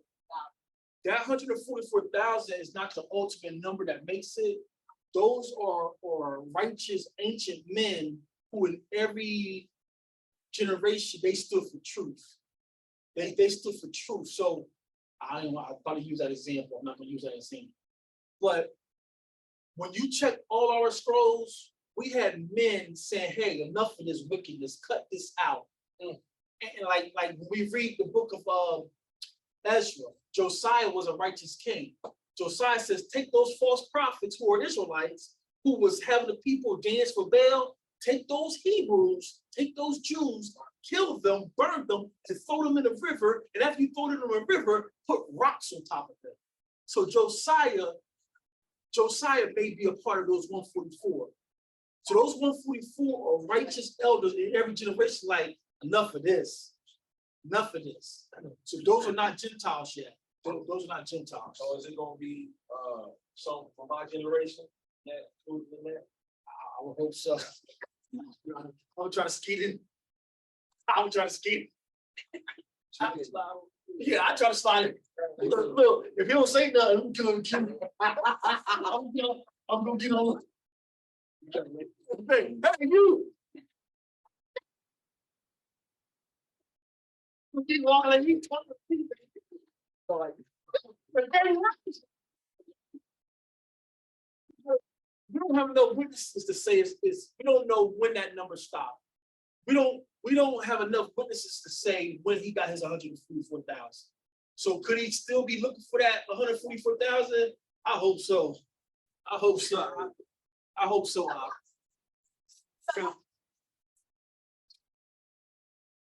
We don't have enough witnesses to say that. Look at the 144,000 as like mayors, governors, like the Upper echelon. rulership. Yah'S is the president, king. Then you got like the governors of each state, mayors, and all of that. And then the multitude that can't be numbered are the people that they rule. We have righteous men and women too who are not listed. Like there was the story about the little girl who watched her parents get burnt alive, and the executioner was like, are you going to recant? And this little girl, she couldn't have been no more than 12, 15. She went and jumped in the fire. Let's read the text. Let's read the text. Let's go to 144. Let's read it again. I don't think it's specific to men. Let's see if they're leaders, then yes, we can. If they're leaders, we have enough witnesses to say they're men because only men were leaders in the nation. But let's read the text and see what the text says. Revelation 7. Yeah, let's go back to Revelation 7 4 again. Just so she asked the question. I don't think it says. It's calling out the tribes, but it's not saying that it's all men. Let's start it at verse 3. Revelation 7, start at verse 3. Right, no, my queen, she reading us. She checking the fine print. My queen checking the fine print. I'm getting the line too. I'm getting the line too. Yeah, we get the line. Revelation 14. Yeah, con. So I'm gonna read Revelation 14 verses 2 through. Well, let's read this first, and then we go in order. Let's read the Revelation 7 and 3, and then we'll keep going to Revelation 14. Just to get the context, right here, says we stand on just give me book and give me witnesses. So you asked the question, are they women? And I can't remember off the top, so let's read what the text said. Revelation chapter 7, verse 3, saying, hurt not the earth, neither the sea, nor the trees, till we have sealed the servants of our Elohim in their foreheads. And I heard the number of them which were sealed, and there were sealed 144,000 of all the tribes of the children of Israel. So to answer your question, I would say I have enough witnesses to say that's women too, because the sisters make up the children of Israel. And the servants of the Most High is the whole nation of Israel, not just the men. So I would say, yes, this includes, so y'all better get your works in. Y'all better get your works in. So to answer your question, I'm not going to pull the witnesses now, but I have enough witnesses to say the servants of Israel are women too. It's for everybody who's righteous. So thanks for that question. And Navarre, you going over to 14? Yeah, we start at verse 2. Revelation 14, verse 2. Actually, I'm gonna start at 1. Come. And I looked, and lo, a lamb stood on the Mount Taziah of Zion, and with him 144,000, having his father's name written in their forehead. And I heard a voice from the Shemayim, as the voice of many waters, and as the voice of a great thunder. And I heard the voice of harpers harping with their harps, and they sung as it were a new song before the throne, and before the 4 beasts and the elders, and no man could learn that song, but the 144,000 which were redeemed from the earth. These are they which were not defiled with women, for they are virgins. These are they which follow the Lamb whithersoever he goeth. These were redeemed from among men, being the first fruits unto Elohim and to the Lamb. And in their mouth was found no guile, for they are without fault before the throne of God. Now, this adds a monkey wrench into it. And this is when we got to flesh it out, because Revelation 7 and 4 is saying of the servants of Israel and out of every tribe. But now this gets specific, saying they haven't been defiled with women. And I haven't fleshed out the witnesses here, but I have heard one perspective, and he could have some validity. And this could be when it's a metaphor or Hebrewism for false religion. Because the verse Gerald pulled earlier to verify Revelation 13, the mother whore. So this could be saying those not defiled with women, that women is referring to false religion or Babylon. I haven't fleshed it out yet, but I would say before we say it's all men, we would have to, let's build witnesses for both positions. That's how we study here. That's how we study it. So I'm not willing to say that 144 is all men based on this text until we can get some other witnesses saying that this is referring to false religion. And just real quick, just to support what you're saying, if the 144,000 are judges, so to speak, we know that the Deborah or the Yah, who's a matriarch, she judged the nation. So right now, I'm going to stand on that the 144 is male and female of righteous people, because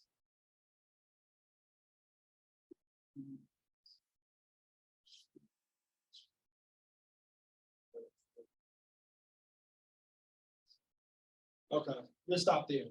For now, I say the 144 is men and women, because I have enough witnesses that say the servants of the Most High is the whole nation.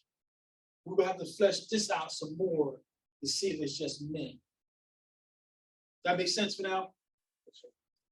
What verse are you talking about in Judges 4? Are you talking about, I think she was talking about the board. Yeah, Deborah was a judge, and also Moses' sister Miriam was called the elder. Miriam was called the elder in Hosea. Hosea somewhere, Miriam is listed as an elder. And That's why I'm telling you, these brothers get puffed up with your little organizational doctrine. You don't know the coach. You don't know the coach. Sisters are elders too. It's just that if a man is in the place and he's righteous, your service is not needed now. But if the men are not righteous or cowards, because all those brothers from Judah's time, they should be ashamed of themselves. Judith had to take off her mourning garments and go save the nation. Good clothes. That's embarrassing. She put on her good stuff. So that if I was a man, and then I mean, y'all know the story. They come back and now you want to dance and celebrate her. Like, dude, you let her go out the gate by herself with her maid, and you. So again, we're going to teach the culture here, and we're going to teach what we can touch with text. Women are elders. It's just that, and here's another one. We just want to let this flow. Usurping authority means that you have taken authority from a man. If a sister comes up here, she hasn't taken authority. She's been allowed to come up here and teach and prophesy. Again, because Joel 3 says, and your sons and daughters are going to prophesy. If a sister's prophesying, that's coming from Yah. You gonna stop Yah? So again, these brothers, they don't know the coach. That makes sense? So we got on from the tangent. That's all good. Any other questions? You have something else? Okay, great question. Any other questions before we move on?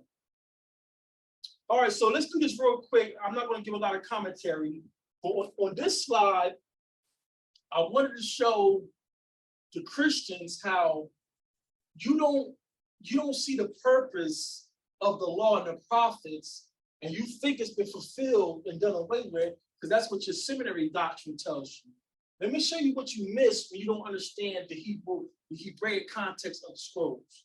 They like to say the Hebrews take things out of context. No, you Greek Roman students take things out of context because you don't know the culture. Let's go to John chapter 2.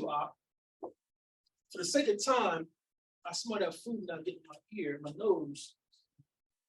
We're going to cut this short. Let's go right to where he turned it into wine.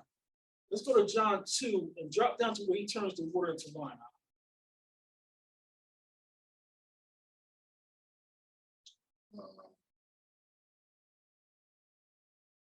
I'm gonna start at 7.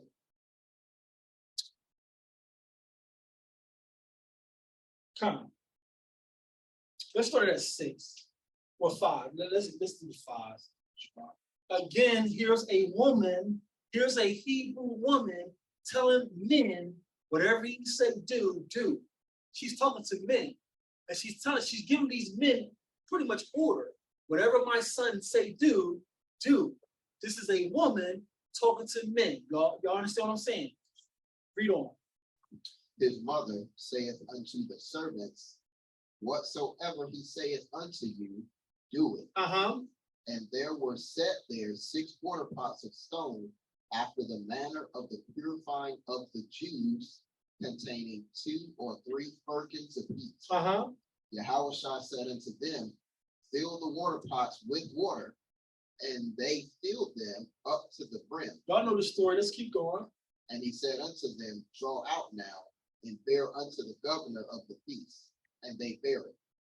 When the ruler of the feast had tasted the water that was made wine, and knew not whence it was, but the servants which drew the water knew, the governor of the feast called the bridegroom and saith unto him, every man at the beginning doth set forth good wine, and when men have well drunk, then that which is worse, but thou hast kept the good wine until now.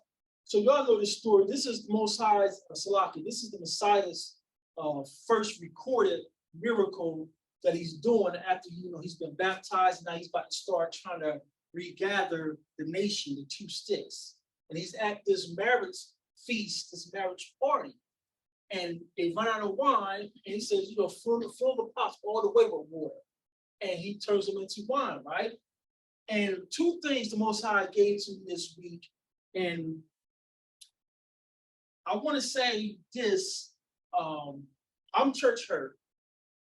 I come from churches where, every week someone's lying, someone's falling out, shouting, all this mess from it out.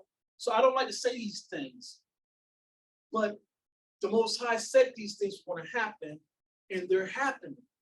So we're going to get revelation from on high, like these elders got revelation. They didn't have any witnesses all the time to verify.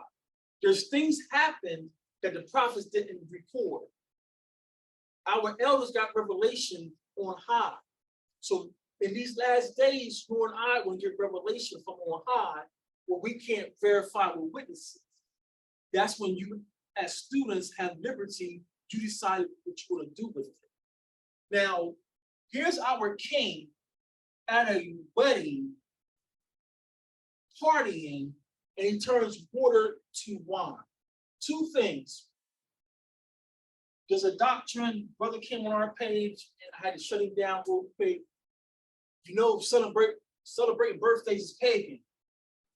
Asked the brother for two witnesses, he couldn't give it to me. Just gave me a bunch of commentary like the Christians do.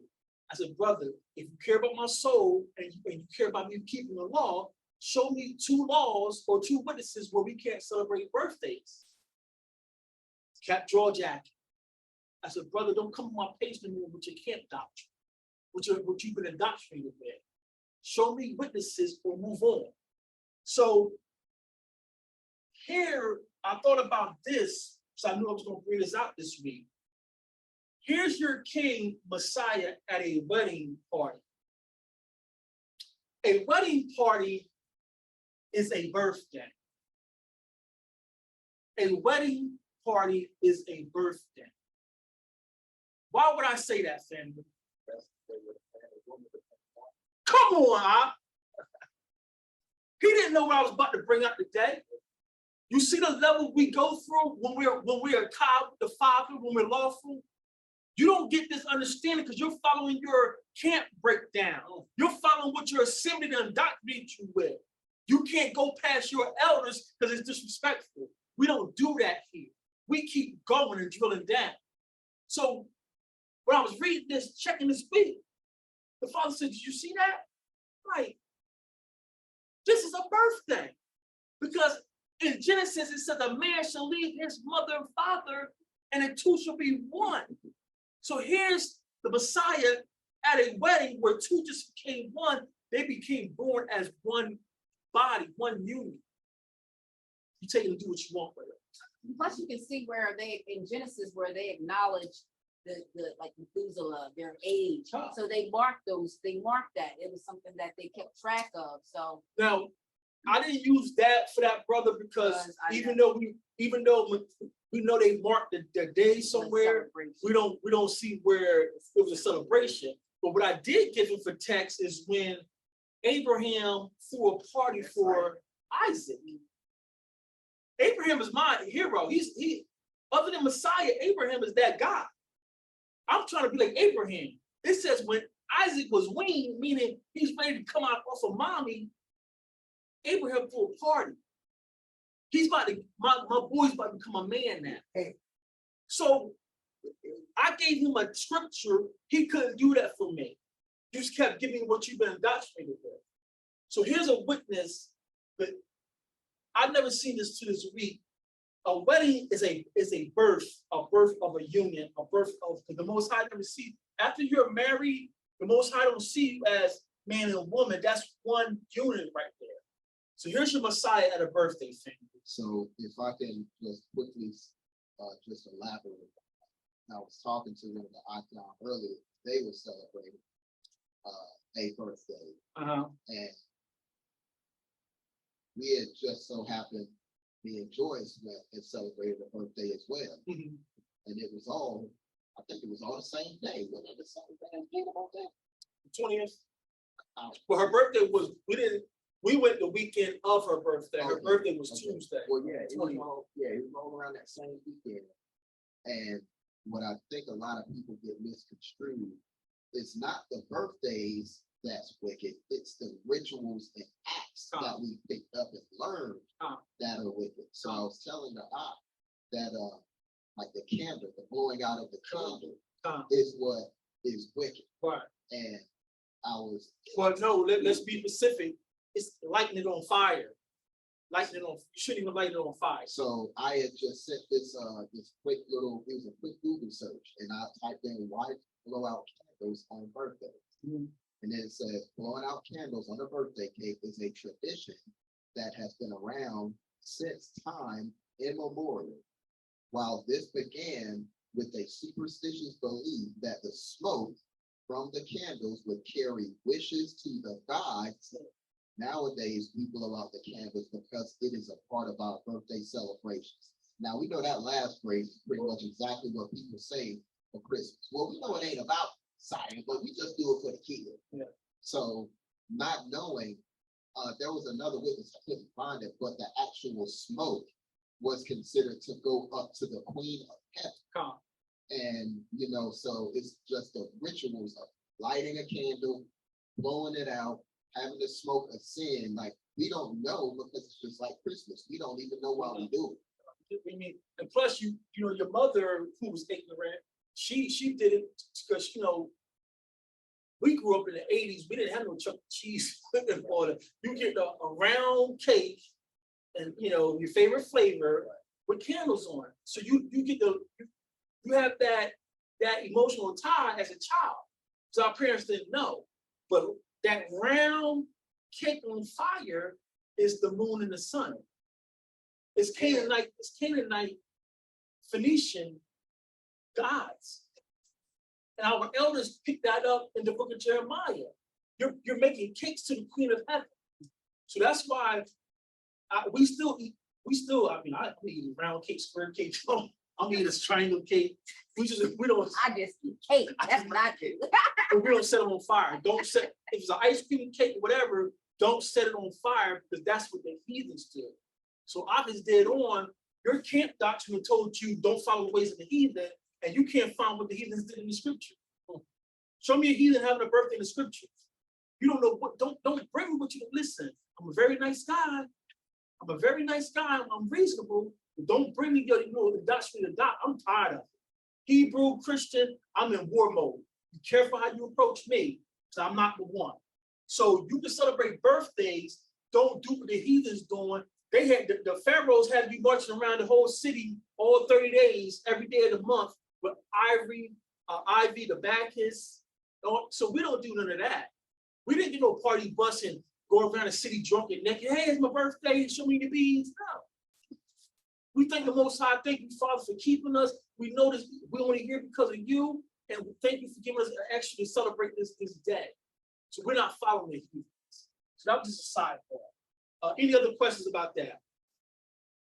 So that's what the Most High gave me. You can take it and do what you want with it.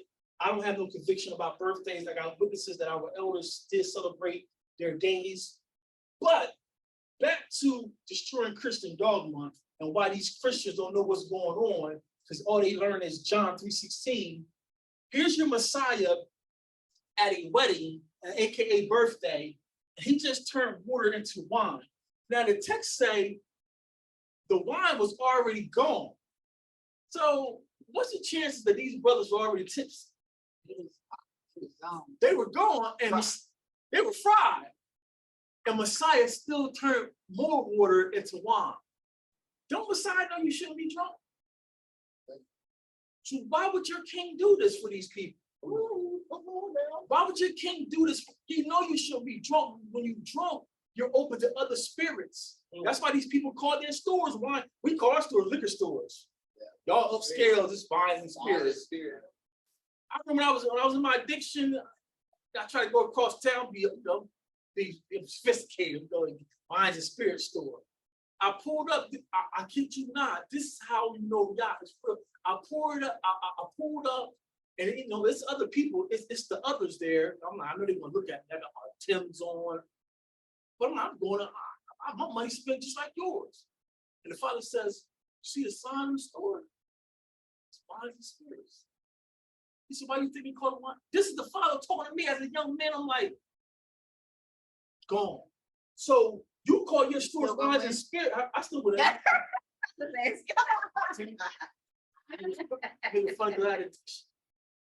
But Messiah knows we shouldn't be drunk because you make yourself susceptible to spirits, fornication, gluttony.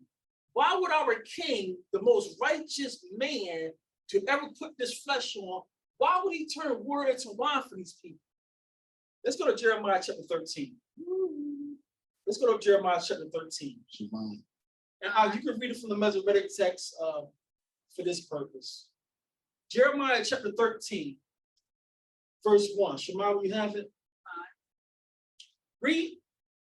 Thus saith Yahweh unto me, go and get thee a linen girdle, and put it upon thy loins, and put it not in water. So I got a girdle according to the word of Yahweh, put it on my loins. And the word of Yahweh came unto me the second time, saying, take the girdle that thou hast got, which is upon thy loins, and arise, go to Euphrates, and hide it there in a hole of the rock. So I went and hid it by Euphrates, as Yahweh commanded me. And it came to pass after many days that Yahweh said unto me, arise, go to Euphrates, and take the girdle from thence, which I commanded thee to hide there. Then I went to Euphrates and digged, and took the girdle from the place where I had hid it, and behold, the girdle was marred. It was profitable for nothing. Then the word of Yahweh came unto me, saying, thus saith Yahweh, after this manner will I mar the pride of Yahweh for Judah, and the great pride of Yerushalayim. I'm going to, y'all so cocky and arrogant, and thumbing your nose up at my law, you're doing what you want. I'm going to mar you like this girdle. So the Euphrates is like the greatest river of this era. And this girdle has been hid in rocks by the Euphrates. Now it's no good for anything. We came through water, and you and I for centuries were no good for anything. Eating swine, fornicate. They turned us into, they had baby making farms where they would put bags over our heads and make us have sex with our mothers. That's where you get the term MFer from. They were making fun of us. They're laughing while I got you procreating with your own mother. So here, because we are lawless, we've been sent through water, and we have been good for nothing, serving no purpose, can't even help our own children. This is a Hebrewism for you and I because we were lawless. But you tell me the law has no purpose.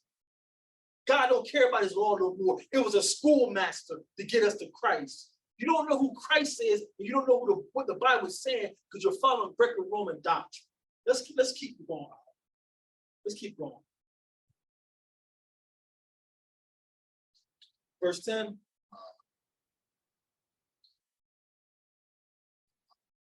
This evil people. That was 1 through 9. Do you want me to keep going? Yeah, 10, verse 10. Oh. Verse 10. This evil people, which refuse to hear my words, which walk in the imagination of their heart, doing what they want to do, and walk after other gods, idol worship, Christmas, to serve them, and to worship them, shall even be as this girdle. You can't even stop your son from being sold.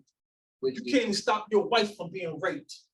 You can't even stop your daughter from being raped. But you tell me these laws don't matter? But y'all ain't the people. But you can't disprove we're not the people. Yeah, I know Israel matter, but y'all ain't Israel. That's how they get on their platform. Yeah, Israel matter, but I don't think y'all Israel. Let's keep going.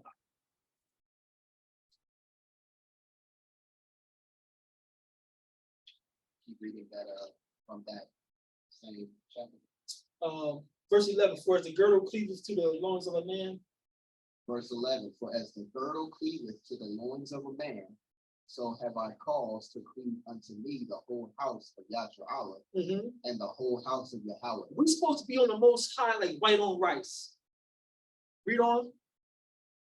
Me and my cousins always used to say, because I don't have any brothers and sisters. I was a child. So I used to always want to be around my older cousins. They were like my brothers. Come. And you know how it is. I'm a year and a half, 2 years younger. So when they turn 18, they can go out and do stuff. But I'm still younger. But when we were kids, I would always want to be around them and they would get mad. And they always had this saying, man, get off my drawers. Yeah. So that just reminded me. No young man coming to manhood wants his little people around. We all go through it, but that's how we're supposed to be on the most high. I want y'all to cleave to me like your underwear, like your girls cleave to you. And now to give you a better picture, during this time, as best I can call from research, underwear didn't have elastic. Underwear was tied your girdle in there. So that's how tight you're supposed to be around the most high. Before you step left, before you step right, Abba, what you want me to do? That's us. We're coming back to how he wanted us to be. Father, if this job paying 6 figures, but if you don't want me to take it, Father, this woman bad to death, but if you don't want me to marry her, she's bad. Now you ain't been to Shabbat in 6 months. That's how we supposed to be. Father, let me know. Father, do you want me to answer his reply or ignore him? He wants us on him like this for everything. Father, should I go? Should I stay? Should I go to this store?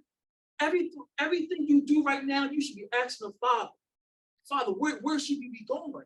Because all this Hiko Mohanja, I got a word. That's going to get people killed. All these Hebrew assemblies and seeing us on a mountain. Miss me with all that. We need confirmation. We need some witnesses. Because it's going on in this Hebrew community. We got little babes being beguiled and we had a good time. And he prophesied over me. This man don't even know where to find the books at. We got people going to be duped and killed again. Let's keep going. I'm going to get out y'all guys. Verse 11 from the top. For as the girdle cleaveth to the loins of a man, so have I caused to cleave unto me the whole house of Yahshua Allah and the whole house of the house. The whole church. The whole house of Yahshua Born Allah. again believers. The whole house of Yahshua Allah and the whole house of Yahweh.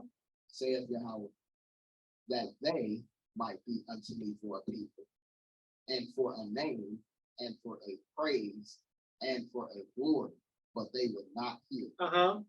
Therefore, thou shalt speak unto them this word.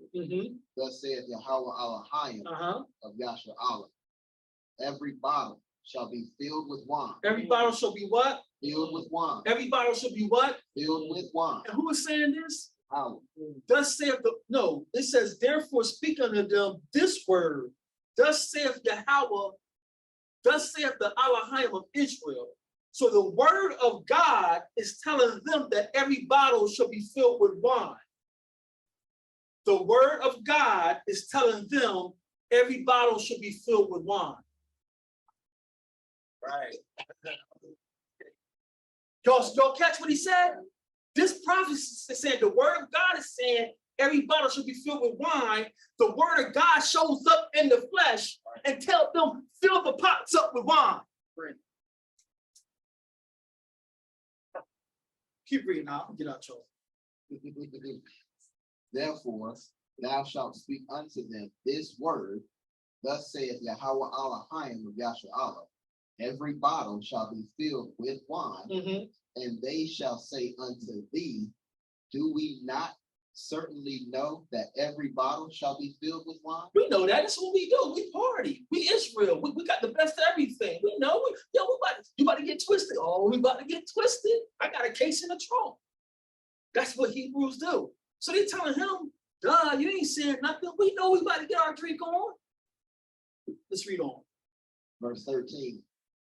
Then shalt thou say unto them, thus saith Yahweh, behold, I will fill all the inhabitants of this land, even the kings that sit upon the wise throne, even the royal line, and the Kohanim, the priests, and the Nebiim, the Uh-huh. prophets, and all the inhabitants of Jerusalem with drunkenness. I'm gonna fill y'all with drunkenness. Even the royal line, I'm gonna fill all y'all with.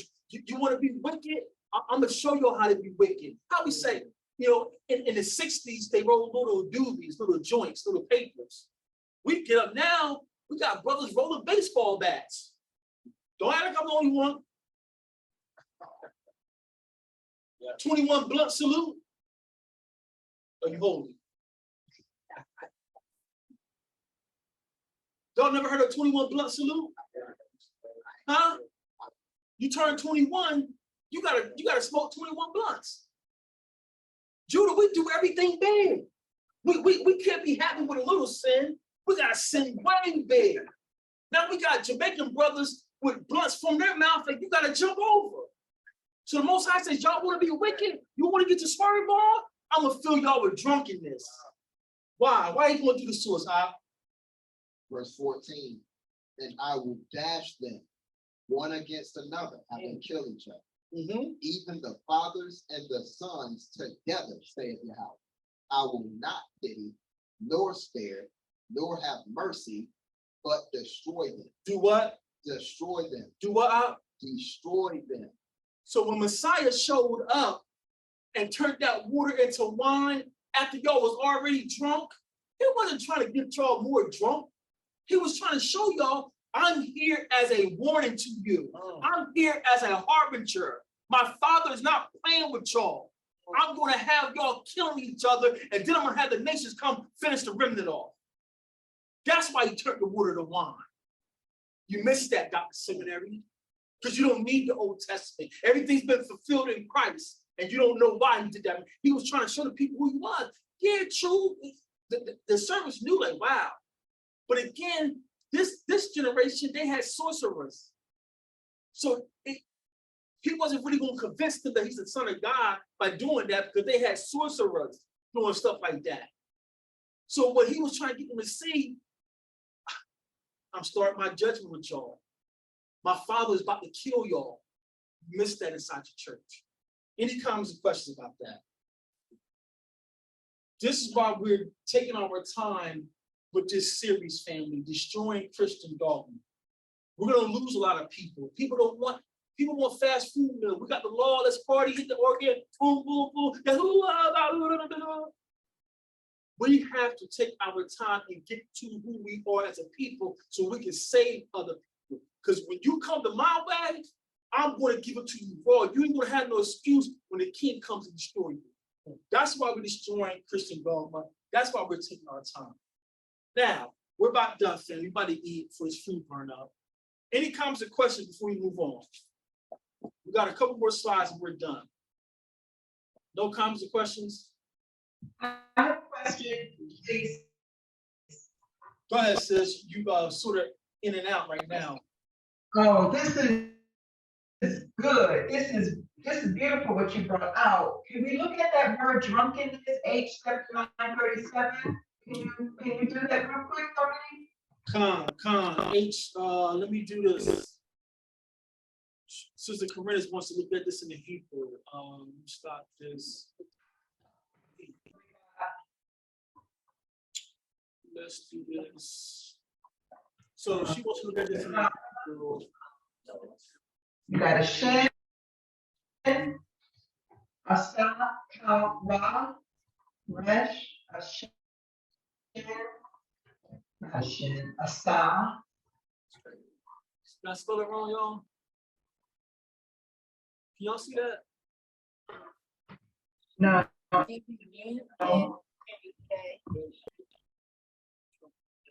I'm pulling it up, sis. I'm did I spell it wrong again? Hold on, I gotta get my typing together. You know what? We're just gonna go to that first. One minute, sis. Oh, it's two N's on here. It's 2 N's. Yeah. I'm gonna go to that. Yes. That was Jeremiah 13, right? Jeremiah 13? Yes, Jeremiah 13:13. Drunkenness. It's shakara. Yeah. Got it. You all see that? Yes, sir. Jeremiah 13 and verse 13. So sis gonna take a look at this verse in Hebrew. The word drunkenness. I take these valid points out. I think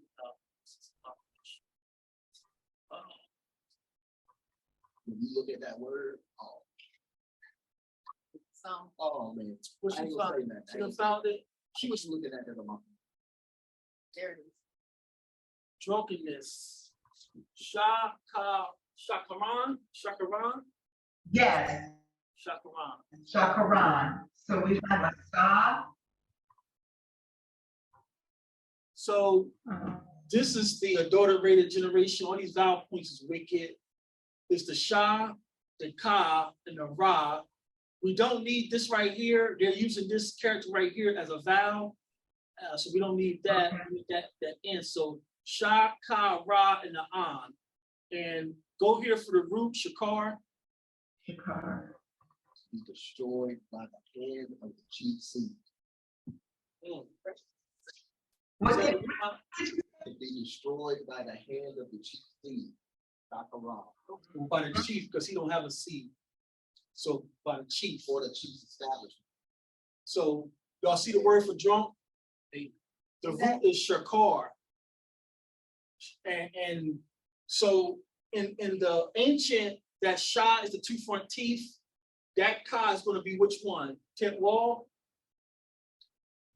Tent wall. Is it the hand or is it the tent? Resh. Ra. Head of the man. Okay. Actually, we can use both of them. So if we use the tent wall, that's still, you still divided, you still been separated from the rod, from the head. Or if we use the hand, like you say, you still been separated by the hand of the rod. So drunkenness, I'm going to destroy you. I'm going to separate you from me. And that's what happens when you get drunk. Even if you make it home without doing wickedness, it was in your mind. Trust me, I'm experienced at being drunk. So the nights that you made it home, you had to fight to make it home. So I'm gonna destroy you with drunkenness. You're gonna be separated from me. Shakar. So Torah, sis, did you have a question? You just want to highlight that? No, I just wanted to highlight. All praises. Thank you. All praises. If I could comment just one more. And the reason I said you be destroyed by the hand of the chief seed. The reason I said seed is because the seed of, you said the chief doesn't have a seed. I looked at it like Yasha Allah is the righteous, quote unquote, the supposed righteous seed of the Most High. And when you kept reading in the verse, it says, and I will dash them one against another, even the fathers and the sons together. So he's going to have the seed kill itself. It makes perfect sense. And just like in the siege, he says, I'm going to have your enemies and close y'all, and y'all going to be famine where the mother's going to eat the son. We got history that's been recorded. We got history that mothers were eating their children. That's what happens when you separate from the Most High. You tell me the law don't matter. So the water about for that. Drunkenness is shakar. You've been destroyed. You've been destroyed by the hand of the Most High. Or like I said, you've been destroyed by the chief seed. The chief seed has destroyed you because the full word is shakaran. So we put the seed here, the end is shakaran. So all praise for that, sis. That's what Messiah was trying to show them by turning that water into wine. He wasn't trying to get them super drunk, super high. He was trying to, if you was in that word, if you were seeking Abba like you were supposed to, you should have been knowing what this is about. This man see that everyone's drunk and you about to give them more wine? What are you doing? You know we are righteous, holy people.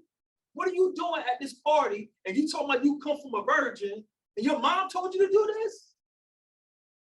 So again, you miss all this history when you don't come back to the law, statutes, and commandments. All praise to the Most High. Yeah. May I add one other thing?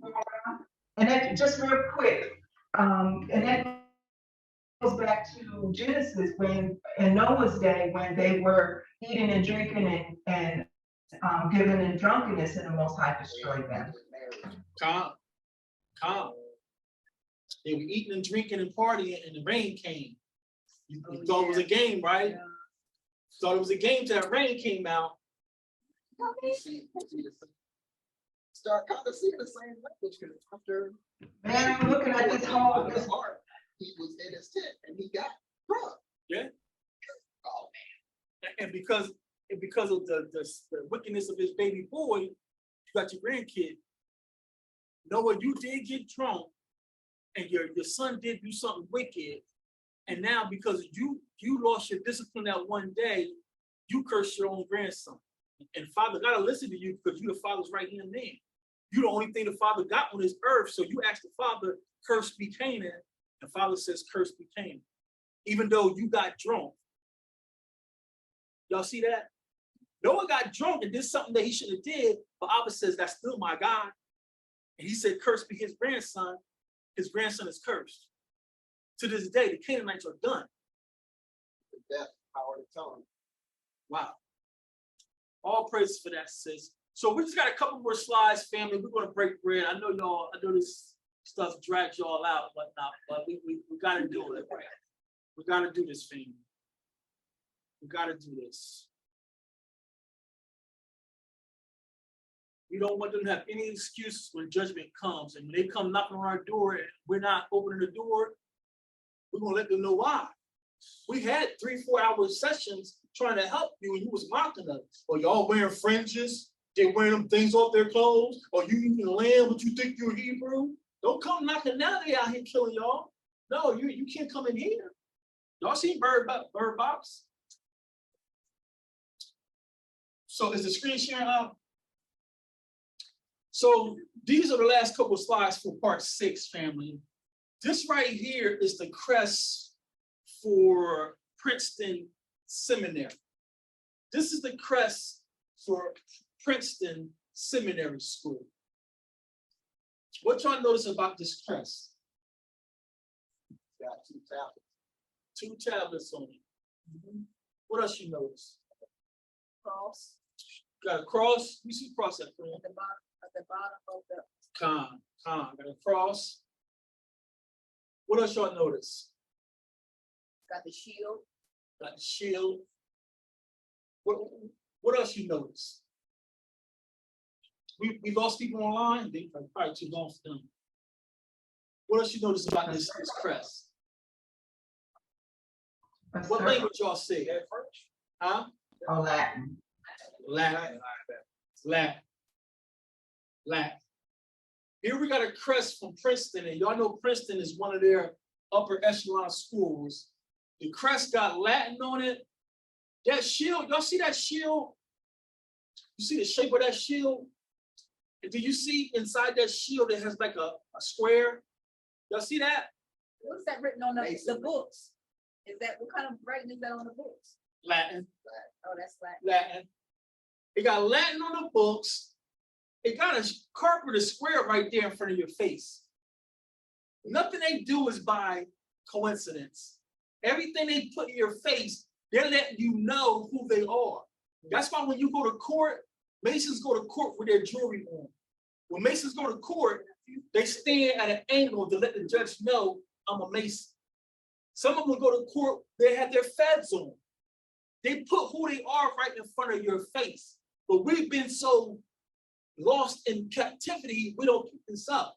Now we're dying, breaking our necks to go to Princeton. Going into debt to go to Princeton. This is Latin. The shape of that shield, that's not Hebraic culture. We don't have shields like that. That's Greek and Roman armory. When he said take the shield of faith, we Hebrews, this is coming from Greco-Roman armory. Y'all see where we going? Y'all see this one? What school is this, family? Where? Berkeley. This is that Ivy League. I go to Berkeley. What y'all notice about this? That star, right? Let there be light at the bottom. Let there be light. Let there be light. They. See that?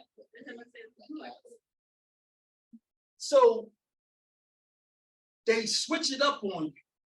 In the old times, that was a snake, because the first flag for this country, don't tread on me. And it was the 13 colonies. If you Google the 13 colonies original flag, it had "don't tread on me," a snake going around their flag.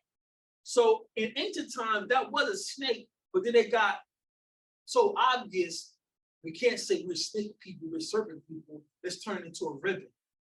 Let's turn it into a ribbon.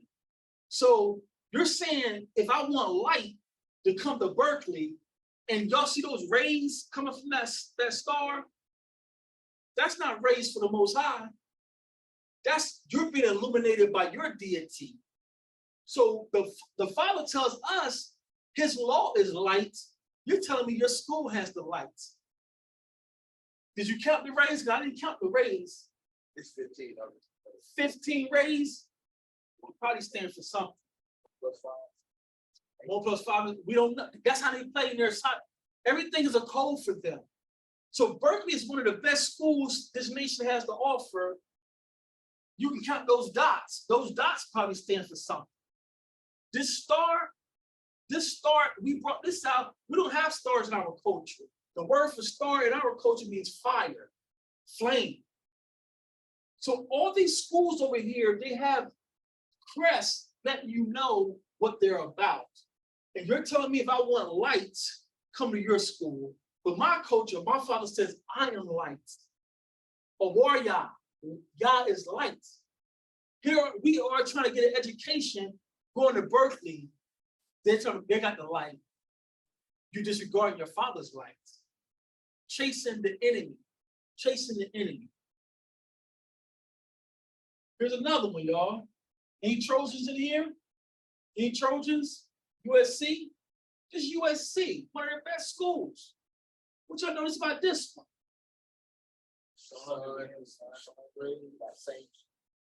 Same shields, 3 torches, Latin again, Latin again. Family, we got people thinking they're educated because they went to seminary and the best Ivy League schools. You just got what the enemy wants you to have, their light. You don't have the Father's light. You go to these schools and think you got something. Now, I don't want people to twist or misconstrue what we're saying. If you have a dream or a goal or a passion that you develop over here, by all means pursue that. Get their training. But their training is not the education that's going to set us free and keep us holy. So if you want to be an engineer, a computer scientist, we're not shunning that. A nurse, but go ahead, get their education, but know that you are Israel. Our light, our education comes from on high. Here's another one. What's wrong with this? All seeing eye, They got the Holy Bible. Holy Bible. Holy Bible, all seeing eye over there. I didn't count the rays again, but y'all see this. Y'all see this. This is a seminary school. This is a seminary school. This is they're telling you they got the lights. All these sonic stuff in front of your face. And we got these apologists think they have education with a bunch of fancy Greek words. None of our ancestors was Greeks. None of our ancestors was Hellenists or Hellenized. You're not going to understand what these scriptures are saying as long as you're going through Rome and Greece, fam. Y'all know what I had to give it to you, bro.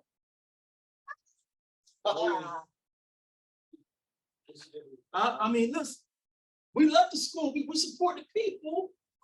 Look at that helmet. Look at that helmet, family. You think their education is going to restore who you are? No. We didn't wear helmets like this. This is for the Romans. This is for the Romans. This is right here. Our people trying to survive, and we're going into debt or breaking our backs, or got our parents breaking their backs for 2 or 3 jobs to put you through their schools. And you get out, get a loan for school, graduate, get a loan for your car, because you got to get to that good job, and now you get a raise and get a loan for a house. Look at it's coming and going. Meanwhile, you don't know how to farm, you don't know how to dig for water, you don't know how to clean water. Not knowing who we are, family, is not a game. But our family want to think they have something because I got a doctorate. I made it to the highest level. I studied that at Harvard. I went to Moody Seminary. You're garbage. You're garbage. Chapel Hill. This is Chapel Hill, family. This is the best school. No, Salaki, I don't want to start no fights here. Where y'all from? Oh, yeah. I want to disrespect nobody. So here's Chapel Hill, one of the upper echelons of Carolina. You know, I say that. One of our sisters. Here again, that shield is all Greco-Roman armory. Our soldiers didn't have those cuts like that. If you Google, if they had true pictures, back in the day, things were very, how should I say, like squarish. Square. This is Roman, Greco-Roman armory here, family. Then you see the Greek number, the Roman numerals. You're not going to be set free by their schools. So we got these urban apologists swear they're dropping science, swear they're kicking truth, and you're regurgitating garbage. Lost, family. Now maybe y'all agree with this. Can I say something about Chapel Hill? Come. I'm glad you brought this up because I wanted to know what it was or it looked like. I remember it was my dream school when I was, in high school or whatever. And I went on a college tour there, and something like I didn't know it was the spirit, but I just didn't feel right going through the buildings and whatnot and seeing like their statues and stuff. But I just didn't. Probably because your ancestors' souls were sold to build the land, or probably because your ancestors' souls are in the dirt there. That's probably what was feeling. You know what's coming out. You know what's coming. You know what's coming. Me and Gina Googled Duke University a couple years ago. What was the tuition paid? It was crazy. It was a 7, because one of my supervisors was getting ready to send their child there. And she was like, I think we can do it. It was like 60,000. No, I think it was like $90,000 or something a year. Google a Duke tuition real quick, y'all. This is when we first got here, right? Yeah, this was in 2013. We was like, how much Duke cost? Like, you're crazy. Ain't no way. You better get a scholarship. Duke was like $90,000 a year. I said, for what? For the same education you can get at a local college. No, it's not. It's undergrad is saying, that was from 2019. Yeah, how much? 57,630 a year. Yeah, that was a year. But let me put out of state on here because they did have that as a saying the same thing. 60 grand a year. Yeah, that's what I thought it was about 60,000. And this is their pride and joy down here. This is the Duke Seminary. The Blue Devils. The Blue Devils. I want to go to your school. You got Blue Devils right there. So it went up.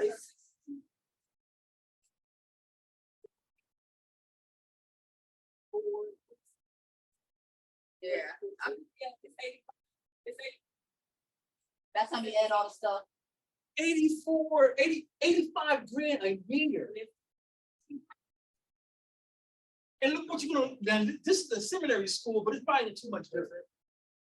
You see again that chevron, that's called a chevron shape. When you see like a triangle badge like this, now we got assemblies, all princes trying to wake up, and everyone wants to get their logo. And this ain't Hebraic. This ain't Israel. This ain't Israel because you put some Judah lions, some swords up there. That's you say you waking up, but you're copying Greco-Roman armory. That's why here I don't want nothing that's not Hebraic. Take your time and learn correctly before you just copy what's out there, family. There's nothing Hebraic about this chevron shield. Y'all see at the end again on their ribbon, that's not Hebrew. So you go to Duke University Seminary, And you're gonna learn Greco-Roman garbage, Catholic doctrine. That's what you're learning. And we got these people think they're shooting us down, think they ain't went to school. You ain't been to school. You've been to the cemetery. You're dead. You're dead. Any comments or questions about that?